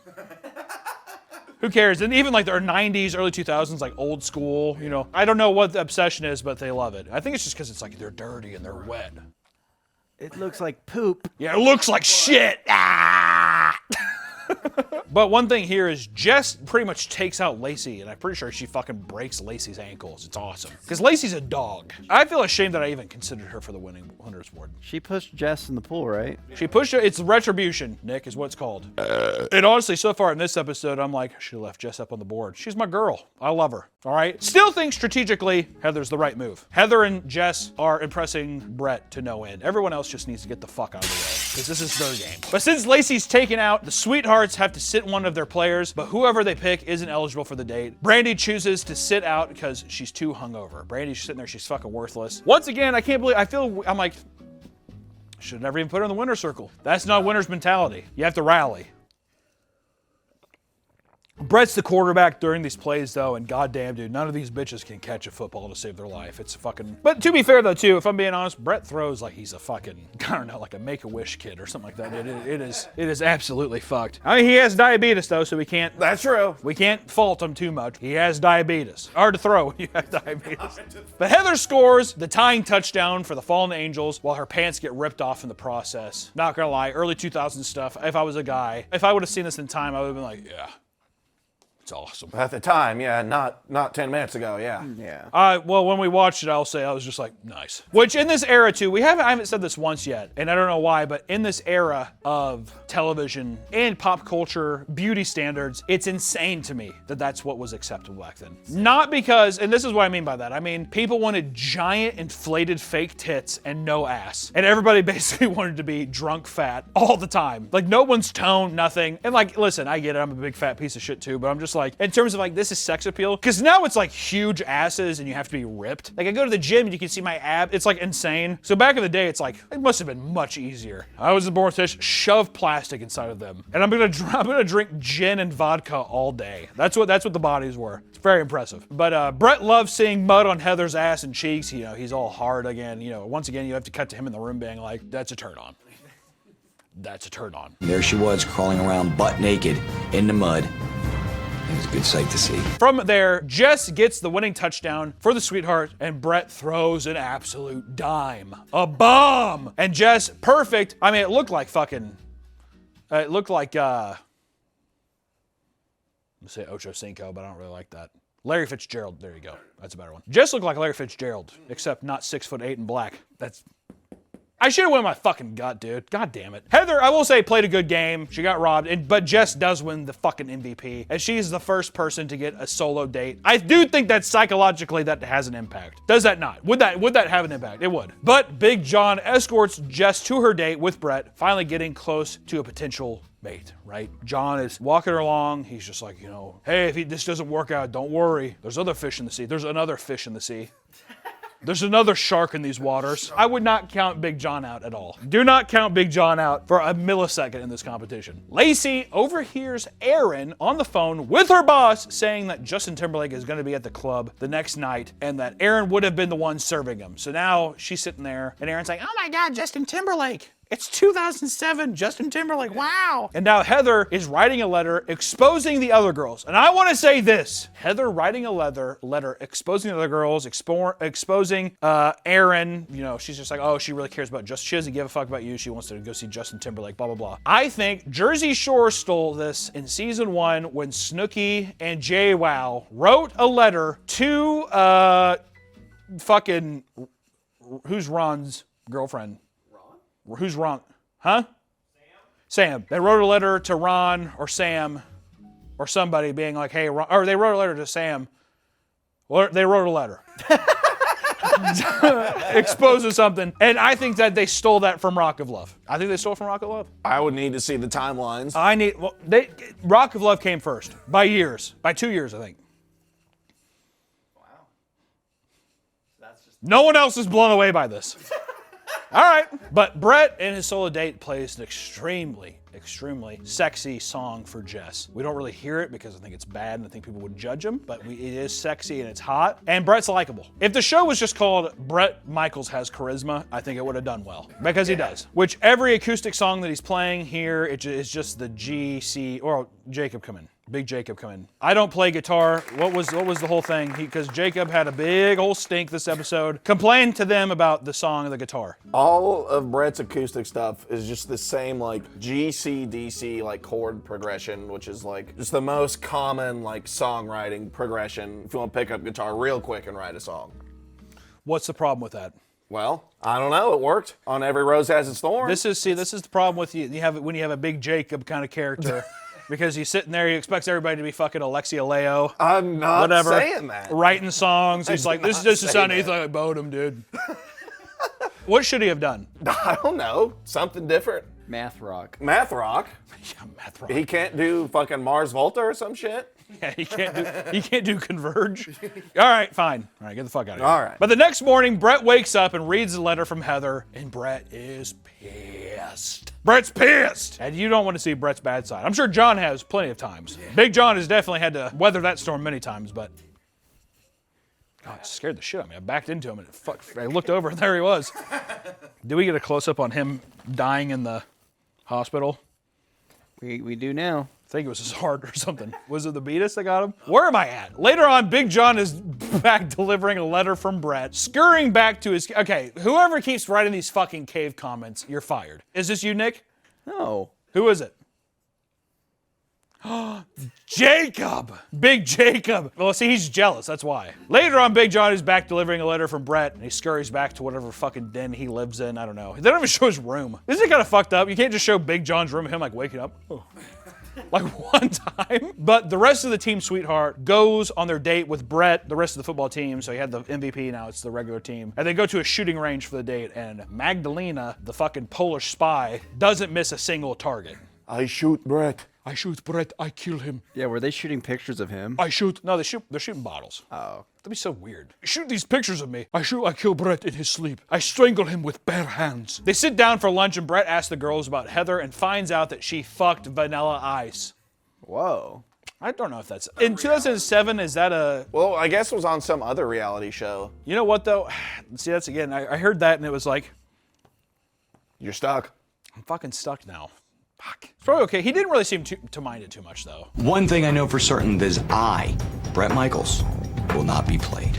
He was like, awesome. I love Vanilla. He's a good friend of mine. Maybe we can Eiffel Tower you later. But the show is constantly getting these chicks to say shit behind each other's backs. You know, gossipy reality show stuff. You're getting a lot of that. If you like that, you're going to like this show. And Brett comes into the elimination looking fairly normal. Brown leather duster with a dragon patch on the back. Pretty classy. Big Jacob, come on in. So now Brett chooses all the women, but this time, who's on the fucking chopping block? It's fucking Heather and Aaron. Mm-hmm. Whoa, Heather? Yeah, he's on the chopping block. And I think it's because she's being a little too scoundrelly. She's being a little too gossipy. Snooty. Yeah, all that kind of shit, right? But luckily, Brett tells Aaron, it's Aaron, gets eliminated. Yeah, it's Aaron. He says your tour ends here. I was trying to find a way to say that. Take Aaron off. And Aaron says, while she leaves, which is the least classiest thing we've heard so far, she says that she's had bigger and better stars than Brett Michaels. You know what? I have plenty of men waiting for me back in Chicago. And really, I have had bigger and better stars than Brett Michaels. Cool, dude, you're a whore. Congratulations, you're a fucking whore. All right, Aaron's up on the board now. So now Big John, I mean, look at this this treasure trove. I might pick off Brandy C here. You're just double dipping now from the fucking elimination. All right, he's got Brandy C. Get out of here, you pug. On to episode 6. Actually, I need a refill. Really should have had the Chipotle before this. I'll tell you what, though. So far, at least, Heather, she was on death's door. She's still here. I still think she's going to win this thing. So now let's watch episode 6. All right, we just got done watching episode 6. New drink. You're pouring these stiff, aren't you? No. That was... Could you have been... How I normally pour them. No. The next morning starts off with Big John bursting into Jess's, Mia, and Brandy's room, waking them up. Because everybody sleeps till fucking probably 4 p.m. because they're like, all right, so we're filming till 6 a.m. and you're drinking heavily. They're like, okay. It's like noon. He's like, get up, lazy bones. This is rock and roll. It ain't rock and sleep. Get up. There's no sleeping in rock and roll. Let's go. But see, that's Big John's way. Brett talks about how he wants these ladies to let down their guard in his solo interview, which I think by this point, I think he's probably fucked most of them. Maybe not on camera, but I think by this point, I think Brett's gotten in there. He's the star of the show. He's the star of the show! Brett will like you more if you do this. Fuck. The challenge this week, which is also Brett's birthday, is a rock tour related challenge. Basically, he's going on a small tour. In each stop, 2 girls will have to compete against each other. The one that loses is gonna have to leave the tour bus, which they must have had $30 for the production of the show because they literally drive in a empty parking lot. And they're like, Detroit! And it's a fucking porta potty. You're like, man, the production value on the show is insane. Needs a bunch of guys with like DSLRs or some shit. It's fucking crazy. The winner gets a killer, and I mean killer, solo date with Brett. See, now he's handing out solo dates like it's fucking, left and right. Really making these bitches fight for it. The bus itself doesn't look too bad. It's a nice, tour bus, but it's really cheesy. Rock of Love logo on the side. I think it's awesome. I would love to have that parked outside my studio permanently. If anybody has the Rock of Love tour bus, let me know. The first stop at this city is Magdalena versus Jess, my queen. I think she's gonna pull off here. Well, I don't know. Magdalena is a big old girl, Amazonian. And the challenge is who can stuff a bunch of Brett's clothes in a suitcase and zip it up and shut it the fastest. It's insulting. Who can pack his clothes and get the hell out of Dodge quickest? It's like, why do you need to leave so quickly? But after going through, Magdalena's giant stature gives her an easy win over Jess, my beautiful queen. I don't think she has long to last. It's unfortunate. She's the hottest, but I think it's like, you gotta have a bit more grit. I don't know. So the entire challenge is held in this really shitty parking lot, like I said, and the different stops have city signs next to them. The next challenge is Magdalena versus Sam. It's whoever can change into a slutty leather outfit the fastest, and they have to do it in a porta potty. The porta potties are totally covered in shitty toilet paper, and I think that like the crew actually wiped their asses with it. It's fucking disgusting. It's pretty gross, I'll be honest. Like I'm like, this is disgusting. Big John carefully inspects the outfits as they come out, and then he's just like, Magdalena, you didn't wipe your ass, you didn't tie the back of your laces like a little lady. So when Sam comes out, she you get duped. Sam's actually the winner. I like Sam. That's my girl. I didn't give her enough credit at the beginning of the show. I like Sam a lot. I'll say it. I like her. By the way, whenever you lose, they just leave you in the parking lot. You just sit on a fucking chair, they just leave you. So there's fucking Magdalena, the Iron Giant herself, just sitting there alone. And the next stop, it's Lacey versus Sam, and they have to dig through a rotten dumpster to find Brett's lucky guitar pick.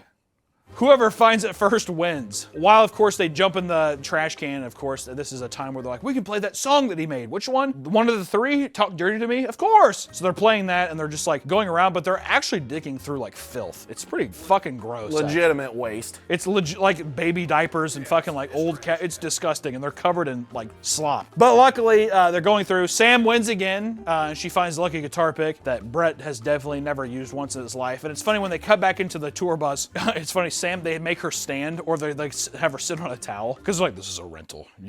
I didn't notice that. Yeah, if you look at it, she's like standing, and they're like, you smell like shit, you cannot sit. At the next stop, it's Heather versus Mia. There's 2 amps and 2 guitars. It's basically like whoever plugs in the guitar and is able to like make the guitar work wins, but they both look fucking stupid because they're setting it up and they're acting all crazy, and Big John's just sitting there like, because they're both fucking idiots and they didn't plug in the amps, so of course it's not gonna work. You know, the guitars and everything, it looks so cheap. It's just odd to me. It's like, could you not get like some sick Marshall stacks? Right. I'm not saying that Bret Michaels is the richest man on earth, but I'm like, I know for a fact Bret Michaels, who has been touring with Poison since the 80s. Yeah. Because then if anything, then people are like, you know how expensive, you know what I mean? Like, just a little something for the show, whatever. Big John has to remind both of them to plug in the fucking amp. And Mia eventually is the winner of the challenge. And the next stop, it's Mia versus Brandy. And sometimes on tour, Bret gets drunk and forgets the lyrics to a song, so. All right, ladies, out on the road, sometimes Brett gets drunk and forgets the words to even his biggest songs.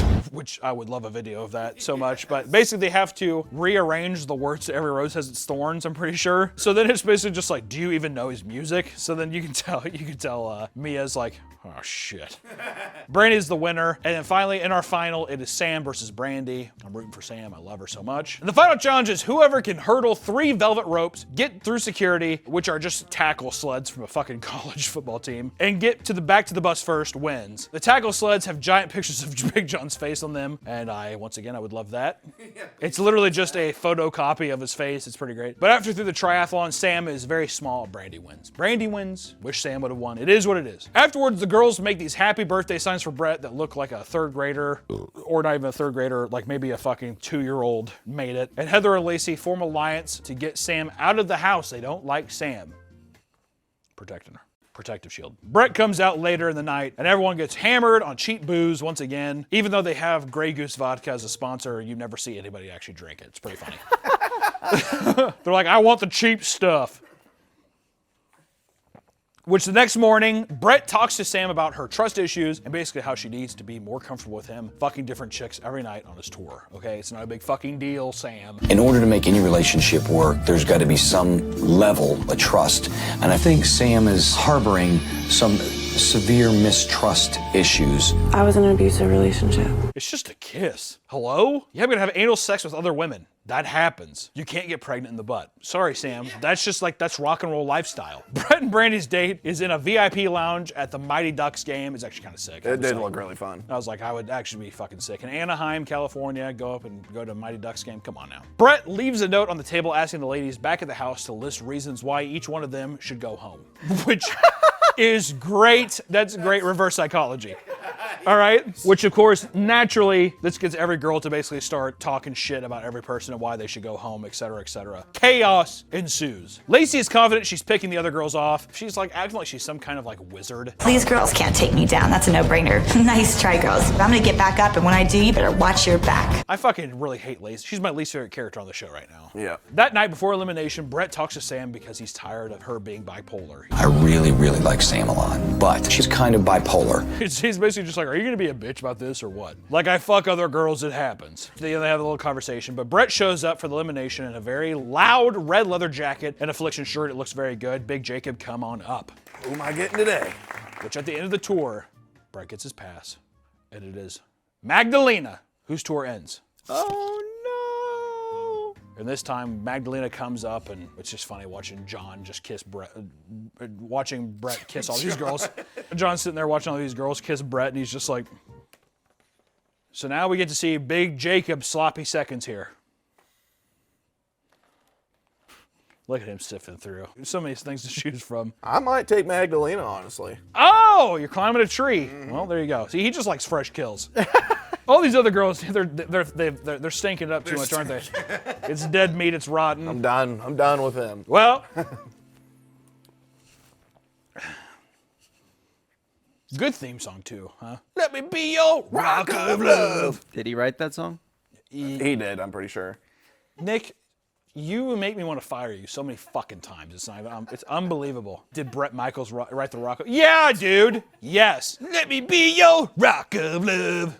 1, 2, 3. Rock of love. Do it again. 1, 2, 3. Rock of love. 1, 2, 3. Rock of love. Yeah, monotone boy. 1, 2, 3. Rock of love. I can't. I like how insecure he is. Immediately. I don't know what I'm doing. I don't know what it is. I can't. Can you guys just start over? We're going to episode 7. Holy shit.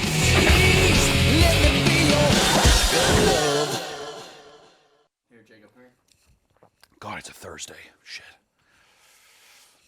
I'm getting wasted. Getting wasted. All right, episode 7. We just watched episode 7. Luckily, my winner pick here, Heather, is still in the race. She's doing great. Granted, Sam kind of growing on me. She's kind of becoming my favorite right now. Jess is still, I think, the hottest, best person. Lacey, I hope she... Not really, JK, just kidding. But not really. So now we sit here and we talk about episode 7, because this one was a doozy. In episode 7, the next morning, Bret says he has some serious work he has to tend to in the studio, which I love. I have to go to the studio today. The label's really wanting this one. The label is really pressing Bret for a new single. So he leaves a note saying that he wants a sexy six. He wants the sexy 6 to do a photo shoot. There's only 6 people left. Shit. God damn, dude. For like a song, right? It was an album cover. Or an album cover. And all the notes, once again, are left on like a sheet of music to where I want somebody to decipher this. Is it actually a song? Is it Every Rose Has Its Thorns? I bet it's Every Rose Has Its Thorns or Probably. something like that. They go to the photo shoot and Ivo Lopez, a longtime friend of Bret's and celebrity photographer, is there to take the pictures, which he's probably just a porn shoot. I think he's just a porn photographer, if I'm being completely honest. He's like, so what, you'll have Bret come here and take picture? They're like, no, we're here for the show. He's like, okay, I had no idea. You take top off, you squeeze asshole out. And it's like, what is that? Excuse me? The idea is to take a mock album cover for Bret. There's 2 teams, Jess, Lacey, and Sam, versus Mia, Heather, and Brandy. And there's 1 creative director on each team and 2 models. So it's like one person gets to be the person who comes up with it, and the other 2 get to be models, which seems kind of weird where it's just like one person's the creative force and the other people are just like look pretty, I guess, I don't know. And on the winning team, the creating director gets a solo date and the models get a double date. So I feel like whoever's just the director, you get a better deal there. Might as well be the fucking director. Yeah, why would you not volunteer for that? Which Lacey and Sam do an angel versus devil theme or some shit, something weird like that. I don't know. Lacey looks like a fucking demon anyway, so it's probably good. And they pick out the trashiest outfits and pose in a bed. Evo's having a great time looking at them. He's like, this is awesome. She's like, what if I'm over you like this? I think that you should get under the sheets. Should I do like a caressing her face kind of a thing? What if I'm over you like this and I'm looking at the fucking thing? And Jess, my beautiful queen's just like, just get the fuck out of the way. She's like, what if I look like this if I look like a troll? The theme for the next team is like, Heather is dressed like a stripper and Brandy is dressed up as a man that's like a mechanic posing on the car. And I have like no idea really what the fuck is supposed to be going on. I think they're trying to be clever and cute, but it's just retarded. And back at the house, the girls get prints from their photo shoots and Ivo leaves some notes on like, just being like, what are you saying here? Basically the Lacey and the devil thing, they're like, that's kind of unoriginal. It is what it is. But then with Heather and Brandy and all them or whatever, it's kind of funny. He's like, are you saying Bret's old? Because she dresses in like a gray wig. What is going on with this photo? Why is Brandy a man? Is she supposed to be Bret? Bret doesn't have gray hair. Are you trying to say he's old? She's just like, are you like making fun of him? And they're like, that's not what we meant. I don't know. But Bret returns from the studio because he's been there all day to judge the photographs. Evo's with him as well. Mia, Heather, and Brandy's album cover, Bret Michaels' Broken Road, is it's not a hit. That's it. Let me tell you, Bret Michaels' Broken Road, which is even more insulting. Bret was probably at the studio for 9 hours today, everyone's like, this is terrible. And then he gets there, and all of a sudden the women on the show that he's supposed to be fucking are just like, yeah, Bret Michaels' Broken Road. But Jace and Lacey in Sam's album cover, Bret Michaels' When Love Dances with the Devil, is a huge hit. When Jess revealed her cover, I was like, wow, this is hot. A little girl on girl. Ow! Evo gets very riled up about it. He loves it, which Jess and them win, and Jess gets another solo date with Bret. I don't think Heather has even had a date with Bret yet. Why the fuck? I shouldn't. Fucked up. Locked in. I know, fuck. Lacey and Sam get the double date later. Lacey talks to Bret privately about how Jess didn't actually do anything and that she deserves the solo date. Jess hears about it and then she goes to Bret telling him what a lying bitch Lacey is. It's a bunch of gossip where I'm just like, dude, who gives a shit? Just fucking roll on with it. And yeah, Lacey, she does some shit. She's just like, I don't think you really did anything. I think it's mine. And then it just keeps cutting back to these like headshots where you're like, oh God, just move it on. Drink more and fight more, please. On the double date with Bret, he takes Sam and Lacey to Neptune's Net. Oh, classy. It's not fast food, but it's pretty much just like, it's like a Chili's on a beach. He's like, this is a local's favorite. Getting cod and fries or whatever. While Bret is gone, Heather and Brandy decide to redo their photo shoot basically naked because they're just like, yeah, you think this is saying, how about this? Just shaved pussy and fake tits and no ass. It's awesome. They get done with the deal. I'm pretty sure Sam pretty much talks shit on Lacey being like, no one likes her. She's a fucking psychopath. And Bret's like, word? Really? Are you serious? Are you fucking kidding me? Are you serious? And he's like, all right, anyways, are we gonna make out or not? But then Jess and Bret get their private date and they ride along the coast of Bret's motorcycle with his beautiful wig flowing in the wind. They stop and have dinner on the beach. And Bret loves sucking face with Jess. He's like, oh, I love it. We got to suck face, which is always a good thing. When they get back, Bret finds the nude pic taped all over his door. He's like, okay, this is awesome. You know Big John had a good time looking at that. Big John definitely beat his cock at the door, came all over. He's like, I'm not cleaning it up either. He's like, uh-oh, stinky glue. Then Bret cuts back to Bret in that room, and he's like, huh, that's what we call Big John Elmer. For the elimination, Big Jacob come back in. Bret appears in a beautiful bedazzled snake skin jacket. It's beautiful jacket. It is. It's a beautiful jacket. Shiny. Maybe I'm just noticing it now, but Big John has 3 bandanas on and a hat on top of it. Yeah, dude, it's volume. It's cool. But on this one, on the chopping block, is Lacey and Mia. You know, is Lacey the one who's going to finally be the one kicked off the show? Everybody fucking hates her. It's the last 2. Lacey's even like, why am I here? But unfortunately, it's Mia. Mia is gone. She wasn't really doing shit anyway. Yeah, it was kind of writing on the wall anyways. When you're watching the episodes and you notice that she didn't do shit, you're just like, what are you gonna do? All right. Oh. That actually works out. Aaron. This literally does feel like sloppy seconds. He's like, which one fell off? Don't matter to me. Come here, butterfly. This birdie clipped her wings. All right, there you go. Feast on it. Now we get to go watch episode 8. Thanks, Bret. I know it looks like I'm disappointed, but actually this is sick. This show fucking rules. So on to episode 8.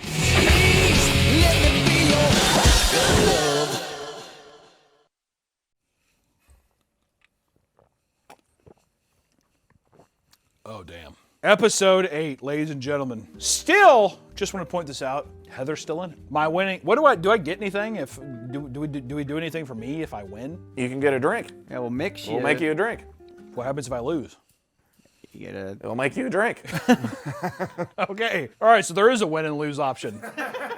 Episode 8. The next morning, Big John very sternly drops Bret a note off of the girls. I don't know if he had a bad day, but he does. He fucking basically throws it at him. Here! Drops it. He's a good man. He's got shit to do. He does. Bret invites 3 super fans that are all girls, Amy, Kai, and Allison, to come and basically judge the girls. This makes no sense to me. When we were watching the episode, I was so confused why you would do this. Imagine if Dream had a dating competition, and he's like, I'm gonna have my 3 biggest super fans judge who I date. What the fuck are you talking about? You're watching these girls come in, and it's very odd because it's like 5 years as super fan, and I'm like, you became a fan in 2002? She's like, I didn't start listening to Poison until the towers fell. I really don't think I ever in my life I've met anybody who's like, dude, Poison, favorite band. Favorite band, Poison. I've never met one person that was like, oh, I love Poison. I've never met a person who's like, I like Poison. Yeah, dude. Even like. And I'm not gonna deny they have hits, but I'm like, super fan, really? Whatever. But the challenge is that the super fans are going to interrogate the girls one by one and see what their real intentions are. They'll tell Bret their answers and take one winner on a solo date. So now basically the challenge is impressing the super fans, right? Yeah. The interrogation room is totally dark room with one bright spotlight on their face when really it's like it's a guest bedroom in the house that they threw curtains up in. I cannot emphasize really how cheap the show is. It's unbelievable. After they drill the girls, Sam goes to her room because she's emotional and Brett comes out of his hole and they start getting hammered. She's like, can't believe that happened to me. He's like, cool, let's drink. Brett takes the superfans back to his room and they talk about the interrogation. What I love about this is that they drill people and they get won over by some. But one thing I love is that they all absolutely fucking hate the gargoyle that is Lacey. All right, let's go to lovely Lacey. No. And she's very wrong for you. But finally, Heather wins the solo date. My winner. Huh? And it is looking good, boys. The solo date is at a tattoo shop where Heather gets a tattoo of Brett's name on the back of her neck because during the interrogation, she's like, yeah, I'd get a tattoo of Brett's name on the back of my neck. Fuck it. Like, I don't care. Would you get a tattoo tonight? Yeah, I'm gonna get Brett on the back of my neck. You're gonna get his name tattooed on your neck? Yes, I am. And she does it. And that's the date. He's like, lucky you. Brett says he gets aroused getting a tattoo. It just kind of gets me aroused. I've had some of the best sex ever after getting some tattoo work done. Probably popping a stiffy in the chair while I sit there. He's like, baby, look at me, baby, look. Also, back of your neck's not bad. Fuck off. If she dropped her hair, you'd never see it. Well, it's really funny because Brett just gets an old tattoo touched up. Yeah, he's like, can you actually just touch it up? He doesn't even get like a new one to be No. like, oh, I got this with you. No, he's just sitting there. He's just touching up his own. He's like, all right, awesome. All right, babe, let's defile your skin forever with my name. I hope you win, by the way. I hope you win. Good luck, babe. Back at the house, the superfans continue to grill Lacey and Brandy. It's not looking good. Brandy, she's fallen pegs for me. At first, she seemed fun. Now she seems kind of like, I don't know, just an obnoxious drunk. Lacey's still the worst, though. I'd take Brandy over Lacey any day of the week. When Brett and Heather get back to the house, the superfans go back to Brett's room to discuss elimination and tell them, they beg him, get rid of Lacey. I don't think that she's your girl. She's the one that should go. And I'm like, finally. The gods have answered our calls. Lacey sucks, dude. He kisses all three superfans on the lips when they leave. You gotta get in while the getting's good. All right, I only live once. YOLO! Brett shows up in a very modest outfit this time, of course. Black jacket and jeans, very good. Big Jacob, come on up. Which somehow, some way, I'm gonna throw it right at you. Lacey doesn't go home. I know, what the hell is this? They begged her. I know, they begged her, and I can't fucking believe it, but this is where Sam's tour ends. Sam leaves. My girl. I'm not even taking her over there. Don't even put him on the board. That's a good man. That's a good man. Is that your most valuable sloppy second so far? My queen. My muse. Honestly, I'm at a point now, too, where I'm like, I kind of wish Sam would have won, too. I like Sam. She was good. She's a nice girl. Well, we can at least go watch episode 9. If Lacey doesn't leave this episode, I'm going to put a gun in my mouth. Actually, this is pretty interesting. So now we have left is Brandy, Jess, Lacey, and still Heather. I called it. You got to call that porn thing. I'm guessing Lacey's lasted like a cockroach. If I had to make predictions, I don't think she's going. Well, you know what I'm gonna say? Actually, I think episode 9, I think she gets booted then. I think Brandon's gonna hold on. I don't know. Episode 9, let's get it.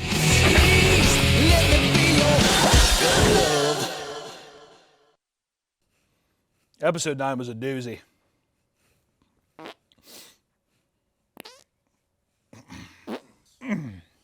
Okay, episode 9. The next morning, Big John looks a little hungover. I think he fucking had a little party of his own that wasn't recorded. You don't want to record a Big John party. He hands a letter from Brett off to the girls, and the girls are going to Las Vegas, I like this, for free to a Bret Michaels concert. I like how they have to specify it's for free. It's like, well, I'm on a show. It's a free show. Well, it is a free Bret Michaels show, and they get to go for free. So they're just like, you have to fill this place up. You have to fill it up. You know what I mean? It's unbelievable. When they get there, they get on a Gibson VIP tour bus, which I was like, I'm surprised that Gibson and Fender both sponsored a show. It seems odd. I think I'd rather have the Gibson. Yeah, oh, definitely. Well, you say definitely. I think a lot of people would prefer the Strat. Well, come here, a Big Jacob. Chender? Come here. They want a Chender? make a case for Gibson over Fender. I'm just No. Don't look at me. saying. Don't look at them. Make a case for Gibson over Fender. I'm just saying. It's just a preference. But why? I like Les Pauls more. Don't look at me. Look at them. They're the one you're talking to. Hey, buddy, you don't have to convince me. I don't. You're Big Jacob. You gotta lay down the law here. Why do you prefer the Gibson Les Paul over the Stratocaster? It sounds better. It sounds better. Duh. Everyone knows this. Don't look. You stop looking at me. You're on a chopping block right now. All right, fine. I agree. Ever since I watched Metalocalypse, when there's the episode where Pickles goes to the guitar shop, he's like, he went up to that guitar shop and he got himself a gold Les Paul, a gold top Les Paul. I've been hooked on it. Also, every kid who grows up and they don't see Slash and see like a sunburst Les Paul, fuck off. I like John Mayer. John Mayer's cool too, though. And also, I'm pretty sure Stevie Ray Vaughan used it. Doesn't matter. Pretty good guitars. But Big Jacob says Gibson, so any guitar nuts in the chat want to battle that, feel free. Oh, God. Yeah, I'm more of a BC Rich kind of guy. Now we're getting into the real shit. I'm more of a BC Rich kind of guy. What about a Yamaha? Shut up. You know what I am? I'm more of a Dean guy. Oh, the Kerry King Dean? No, Kerry King BC Rich. I hate Kerry King. Big Jacob and me used to complain about Kerry King all the time. Then all of a sudden one day Big Jacob was like, I think he's pretty cool. I think actually he's rad. I didn't say that. Motherfucker doesn't. He's like, he's sponsored by Jägermeister and Oakley. I'm like, could you have gayer sponsors? Yeah, dude, I fucking love Kerry King. He's awesome. I never said that. Yeah, he has a sweet skull tat on his head. Never said that. Fuck you, Kerry King. Everyone, Nick, say it. Fuck you, Kerry King. Harry. Tell Gary to yell it out. Harry. Yell fuck Kerry King. Fuck Kerry King! Big Jacob? I refuse. Anyways, you know, this is a good episode. I'm a big Vegas guy. If anyone knows me, they like, I have buddies in Vegas. I go to Vegas a lot because I have a buddy named Trevor that lives out there. And I like to play, you know, I like to gamble. But anyways, Brett is playing at Red Rock Casino, which is the locals casino. It's a nice casino, but it is like the locals. It is not on the strip. When you think of Vegas, you think of the strip. It's miles away from that, all right? You can see the strip from there, but still. What I'm saying is that people are going to be deceived. I think it's cool. I'm just saying, Brett, you're not fooling me. The challenge is they have to impress Brett during the show somehow, and then the winner gets to stay overnight in his hotel room. So it's like, you're so lucky you get to win. You get to win and I get to fuck you. That's your trophy. And Brett takes the stage in a very sick cutoff Affliction shirt, and I actually think he still wears the same one. He does, actually. The same one playing? I think so. All he ever does is wear Affliction, or he wears cutoffs mostly because the dude's always had a good body. I mean, look at Prime Michaels here. All right, even in a hospital bed. That's Primo Michaels. Those are good abs. I'm pretty sure he's on a thing called like Party Gras. Really? That's his tour thing, so he always wears Party Gras cutoff shirts. Fuck. On a shirt, you know, you see it sometimes that like Sam in some of the previous episodes, she's worn a Motorhead shirt, but you can't, she has to tape over the Motorhead name. But on all the amps at the show, they're all taped over. So it's like, yeah, we don't know which amps these are actually. Yeah. These are Bret Michaels band amps. Which the girls are on a weird side part of the stage while everyone gets to see them dancing, but it's like very performative. Like there's a crowd there of like very obvious Poison Bret Michael fans who are like, oh, this is sick. But then it's just very obvious, like, and it's lit in a way too where you can see them and all the girls are like dancing and shit. It's just odd. I don't know. I was a little grossed out by it. After the show, Brett goes to get changed. He's like, I'll change. I'll come right back. And the girls start partying with the band. Mostly Lacey starts partying with the band. And it's definitely like a Red Rocks band. It's not Brett's band for sure. But she's like, hey, he gives her Jaeger. Kerry King special. He's like, put on these Oakleys. It's bright in here. You look hot. You look so hot drinking this Jaeger and wearing these Oakleys. Do you like Slayer? She's like, what? You ever hear a guitar solo that sounds like a panic attack?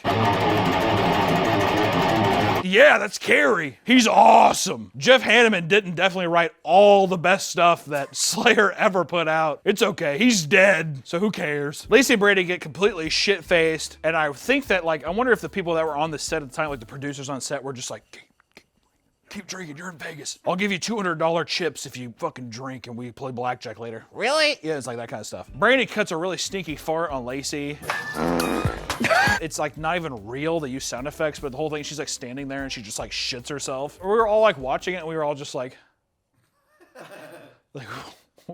what? But you know, Big John busts in the room to get the girls up to dinner, and he yells at Lacey because he's just like, you're fucking drunk, you stupid bitch. Lacey, yes. Shut the fuck up and come on. All right. John has to carry Lacey through the casino up to dinner, finally getting his paws on all the women. He's Big John, which it's really cringy. Lacey's like sloppy drunk. I will say this episode captures that feeling of like, you know when you're in college and your buddy gets drunk and you have to like stay with them and like, you know, make sure they get home okay, all that stuff. It's like that vibe because she like gets up on the bar and then she falls on all of the bottles. Oh, I felt so bad for the bartender. I was like, oh God, such a pain in the ass. Hopefully they tipped him well. Did the bartender get tipped well? Hit us up, let us know. If anybody has any info on production of Rock of Love, put it on our subreddit so we can see, please. I desperately want to know. The bar that they go to, it's all in Brett's room, but it's like this huge fucking, he has his own bar with his own bartender. She's climbing through, she falls on the bottles, it's fucking gross. And Brett tells all the girls to shut up. Yeah, it's pretty funny. They're all like yelling. He's like, would you just shut up? Shut the fuck up, shut up. And Lacey blacks out and pukes at the dinner table. It's pretty gross. And fucking Big John, our soldier, has to carry her all the way back down. He carried her up, he has to carry her back down. Jesus Christ. Brandy pukes at the dinner table too. Ugh,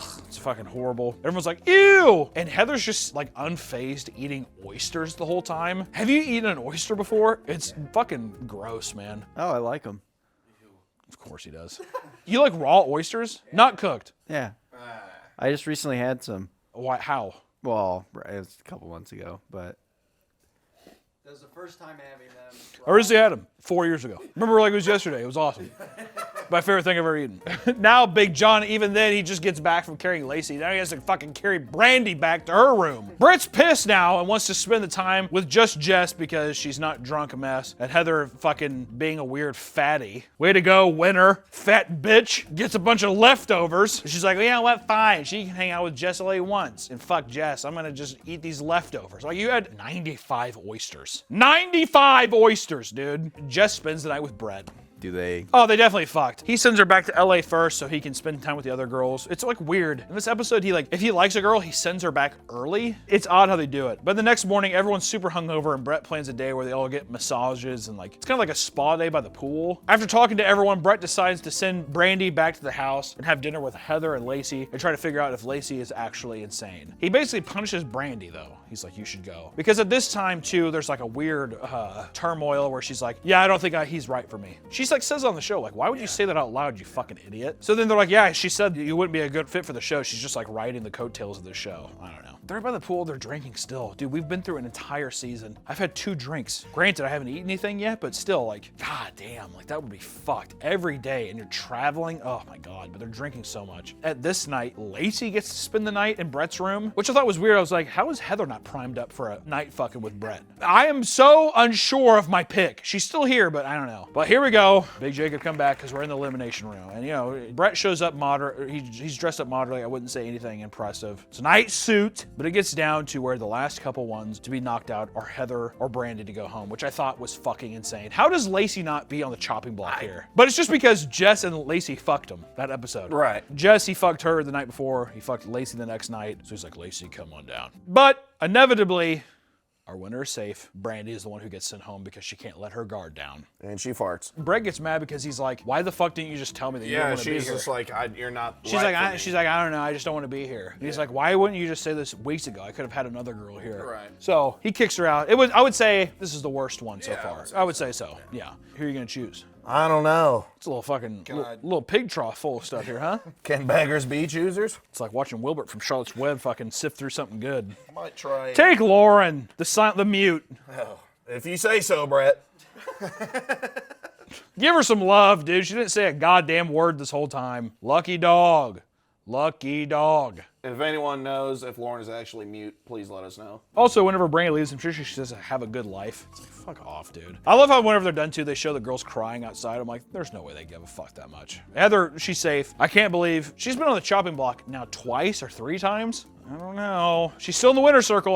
We still here. There's 3 people left. Heather, Jess, and Lacey. No way Lacey stays. No, if Lacey wins this, I'm killing myself. I'm not even joking. I'll kill myself today. But I just want to say, I had all of them in the winner's circle at one point. And also, I even had Jess in there too. So as we go into episode 10, just know that I'm fucking getting, I'm pretty good. You got an eye. I got an eye. Let's go watch episode 10.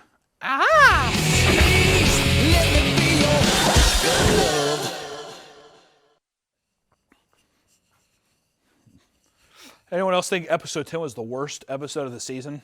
Ugh. God. Fucking brutal. It was brutal because the episode is based around everyone's parents coming in to meet Brett. It's so odd. First off, Heather's parents rule. The dad is like this weird guy who lives in Florida. I love Heather's dad. This episode made me like Heather more. Glad she's on my winners board. Jess's family was pretty cool too. Lacey's family, abhorrent nightmare. Her dad's a piece of shit. Fuck that guy. It's kind of weird too. Lacey kisses her dad on the mouth after she just sucked Brett's dick. It was kind of weird. So she just kissed, I don't know. The dad's just like, yeah, we were actually on a flight together. And I actually showed you a picture of Lacey on that flight, and he said, gee, she's really pretty. Aww. Could I date her? And I said, she's way too young for you. It's just really awkward. Both other families are cool. I don't know. And what's weird too is that Lacey's closer to Brock's age, but her dad's being a stink about it. I think Jess is almost 20 years apart from Brett. It's odd. Whatever. Which Brett takes Heather and her parents to Saddle Ranch Restaurant, which is just like the shitty place in LA. He's like, it's a local's favorite. It's like, stop, you're from fucking Pittsburgh. Like, calm down. No, it's a local's favorite though, for real. Seriously. They have a bull riding machine, okay? Brett's stoked that her parents are alcoholics like him. They're drinking like fish. He's like, this is perfect for my touring lifestyle. And she kept saying, I don't know who it is. This guy keeps farting. Points for Heather. I hope she wins. Next is Jess and her parents. Brett takes them to a rock clothing store to get her dad rocked up because he's like a dude from like Minnesota or some shit. He's cool. I don't really mind him. But they get him the most gaudy like Affliction shirt that I'm sure cost like $60 at the time. If everybody shopped at Buckle. God. Later, Brett takes Lacey and her family out to eat, and Lacey's dad like won't stop grilling Brett. He even like there's that cringy part in the show where he's like, "Do you actually have hair under your?" Can I ask you another? Sure. Do you have hair underneath that hat? I did. Yeah. What in the fuck is up with Lacey's dad? I don't know. I fucking hate this guy. He said Brett would need to sign a prenup if he got married to Lacey. I'm like, you think Lacey has more money than Brett Michaels? I hope you know there's going to be a prenup involved. Are you fucking kidding me? He's like, yeah, she works the stock market. I'm like, really? Later on in the night, Brett has everyone eat together for dinner. It's like super fucking awkward. It's like a bunch of really tense and like all the girls are kind of throwing, or at least Heather and Lacey are throwing jabs at each other. And Heather and Lacey are getting into it in front of their parents. And Lacey is like lying to their face. And she's just like acting super cool. I'm really, by this point in the show, I'm totally bought in. I'm like, dude, she's fucking lying. We're all talking to each other like, are you fucking kidding me, dude? She's lying. How do you not see this? Dude, Brett, watch out! Lacey's dad does not like Brett, so he ends the dinner early. Brett gets up and he's just like, peace, I'm fucking leaving. Love Brett. Brett, love you. You and Big John, carry the show. The next morning, Brett is hitting the bag out on this deck patio, and it's like he has a picture of himself out there in like a Steelers jersey. Like, I don't know what the set designer was thinking, but it's like, he's like, well, he can't act too hard because he has a diabetes. That's a good point. Good point. But he's doing his whole workout in Affliction jeans, buckle jeans, which I think is pretty cool. And he's getting his frustrations out. He has to get his frustrations out. Am I right? Yeah. Lacey's dad's too much. He's fucking stressed. And they keep playing clips of Lacey's dad talking down to Brett while he's working out. And I'm getting pumped with him. It's like fucking Rocky Balboa getting ready to fight in Rocky IV or whatever, getting ready to fight the Russian. Lacey comes out to talk to Brett while he's pumping some iron. And it's just in the smallest corner of this like weird wooden patio. And Lacey's doing the same thing she's been doing this whole season. She's kind of going up to him. She's just like, yeah, I think it's like weird that she's like talking shit on the other women. And it's odd because by this point in the show, you're like, who the fuck are you to talk about any of this stuff? Your family sucks, dude. But Heather overhears what Lacey is saying from the deck, and she like completely fucking blows up and freaks out on Lacey. And Brett is like so exhausted. Like she's just like, hey. The girls are fighting, and Brett's just sitting there like, he's like, oh my God, only one more episode. Only one more. They all get into a huge argument in front of their parents, and Heather's saying Lacey's done all the sexual stuff with Brett, sucking his dick, and all. It was just true. It's true. And Lacey's dad comes down and he says, like, maybe since you sucked Brett's dick, maybe he ought to talk to me about it. I just had somebody yell at me that I need to be concerned that my daughter sucked your cock.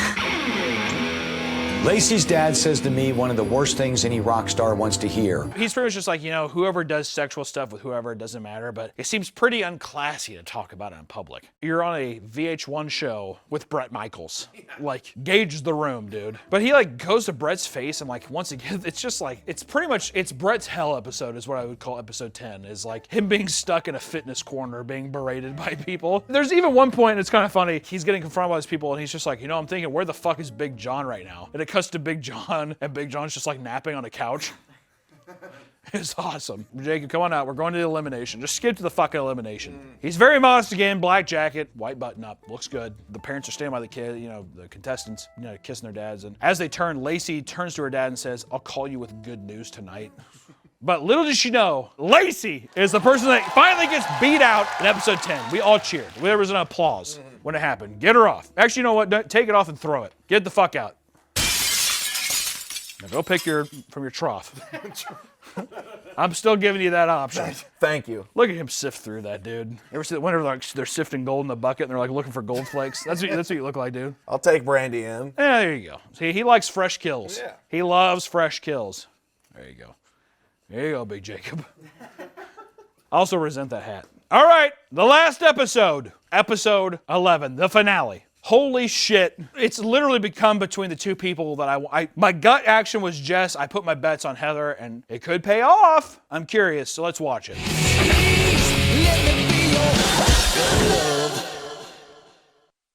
All right. Should have gotten another drink before this. The finale. We've been through a lot. These episodes are like an hour long. We've watched 11 hours of Bret Michaels' Rock of Love. Just want to say that. But for the finale, Bret is taking the final two, Heather and Jess, to Cabo. And then take a private jet that Bret has probably owned since 1988, when Every Rose Has a Thorn was probably #1 for 4 weeks straight. Man, to have a hit back then. You live off it. Like pouring money. God. But they arrive at the hotel and there's a group of dancers and they all start dancing. Everyone's completely hammered already. People are already fucked up. How people have not died of alcohol poisoning, I'll never know. I might. At the table, the girls don't say anything at all at first. You can tell it's like it's competitive. Trying to get their man. They're trying to get their man. Thank you. The girls don't even eat because they're arguing. It feels like all a producer's move, you know? It's like they're not eating. It's like, don't even touch your food. You're too upset to eat. You gotta stay skinny for Bret.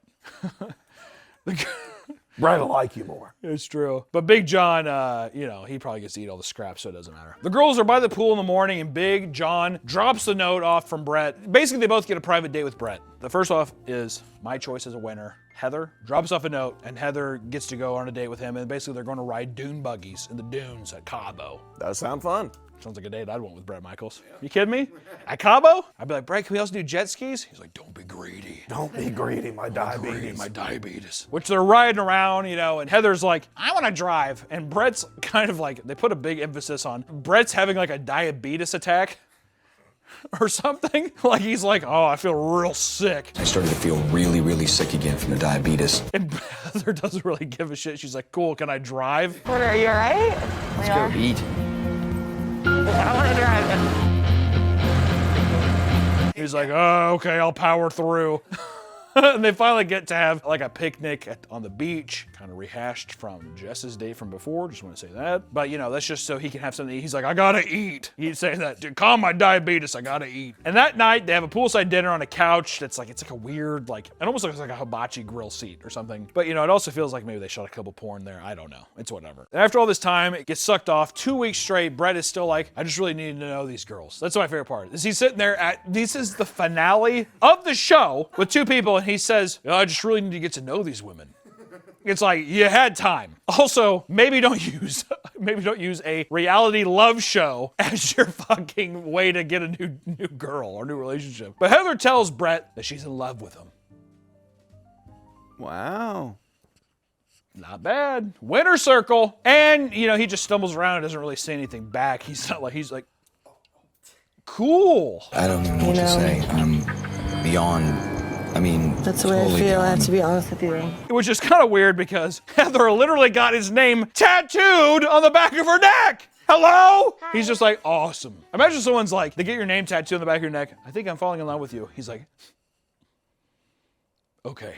That's why Bret's king, though. He can do that. Which, of course, they go back after a nice romantic night. And of course, they get a nice night of fucking going. He fucks her, which is kind of weird too, because they hold the microphone up to the door, because you can hear Bret being like, oh. The moans.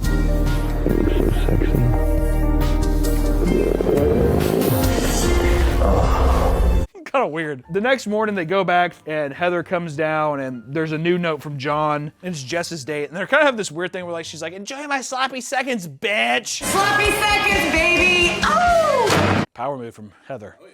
I feel very confident with her performance here. But for the date with Jess, they go on a yacht. They eat and make out for an hour. It's just like them laying around and just making out. He's like... And for the dinner, they have a private reservation at another resort. But once again, Bret's diabetes starts kicking in again. I start to realize that something with me and my body, my diabetes, is not right. And he's feeling the crunch.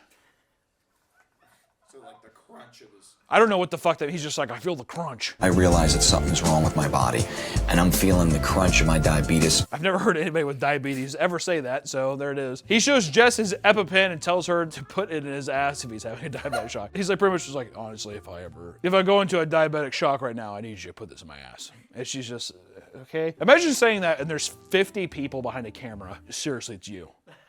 I swear, it's you right now. Which, you know, she's just like, of course I will. She's a lot more understanding than Heather. Yeah. Afterwards, everyone goes back to the house in LA. You know, they had their fun in Cabo. Now it's time to make the decision. When they go back, there's a nice red carpet rolled out. There's candles everywhere. It's very romantic.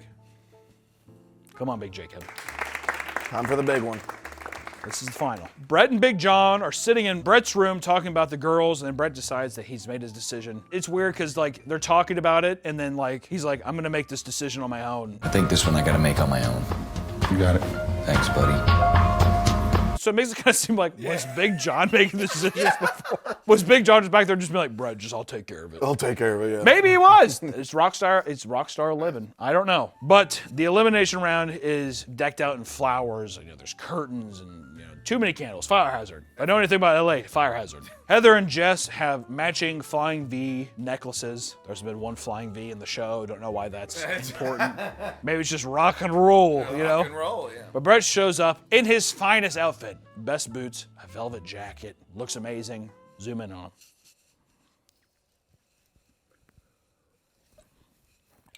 Zoom in on Big Jacob. I did. But look at the camera. I was looking at No, but don't smile.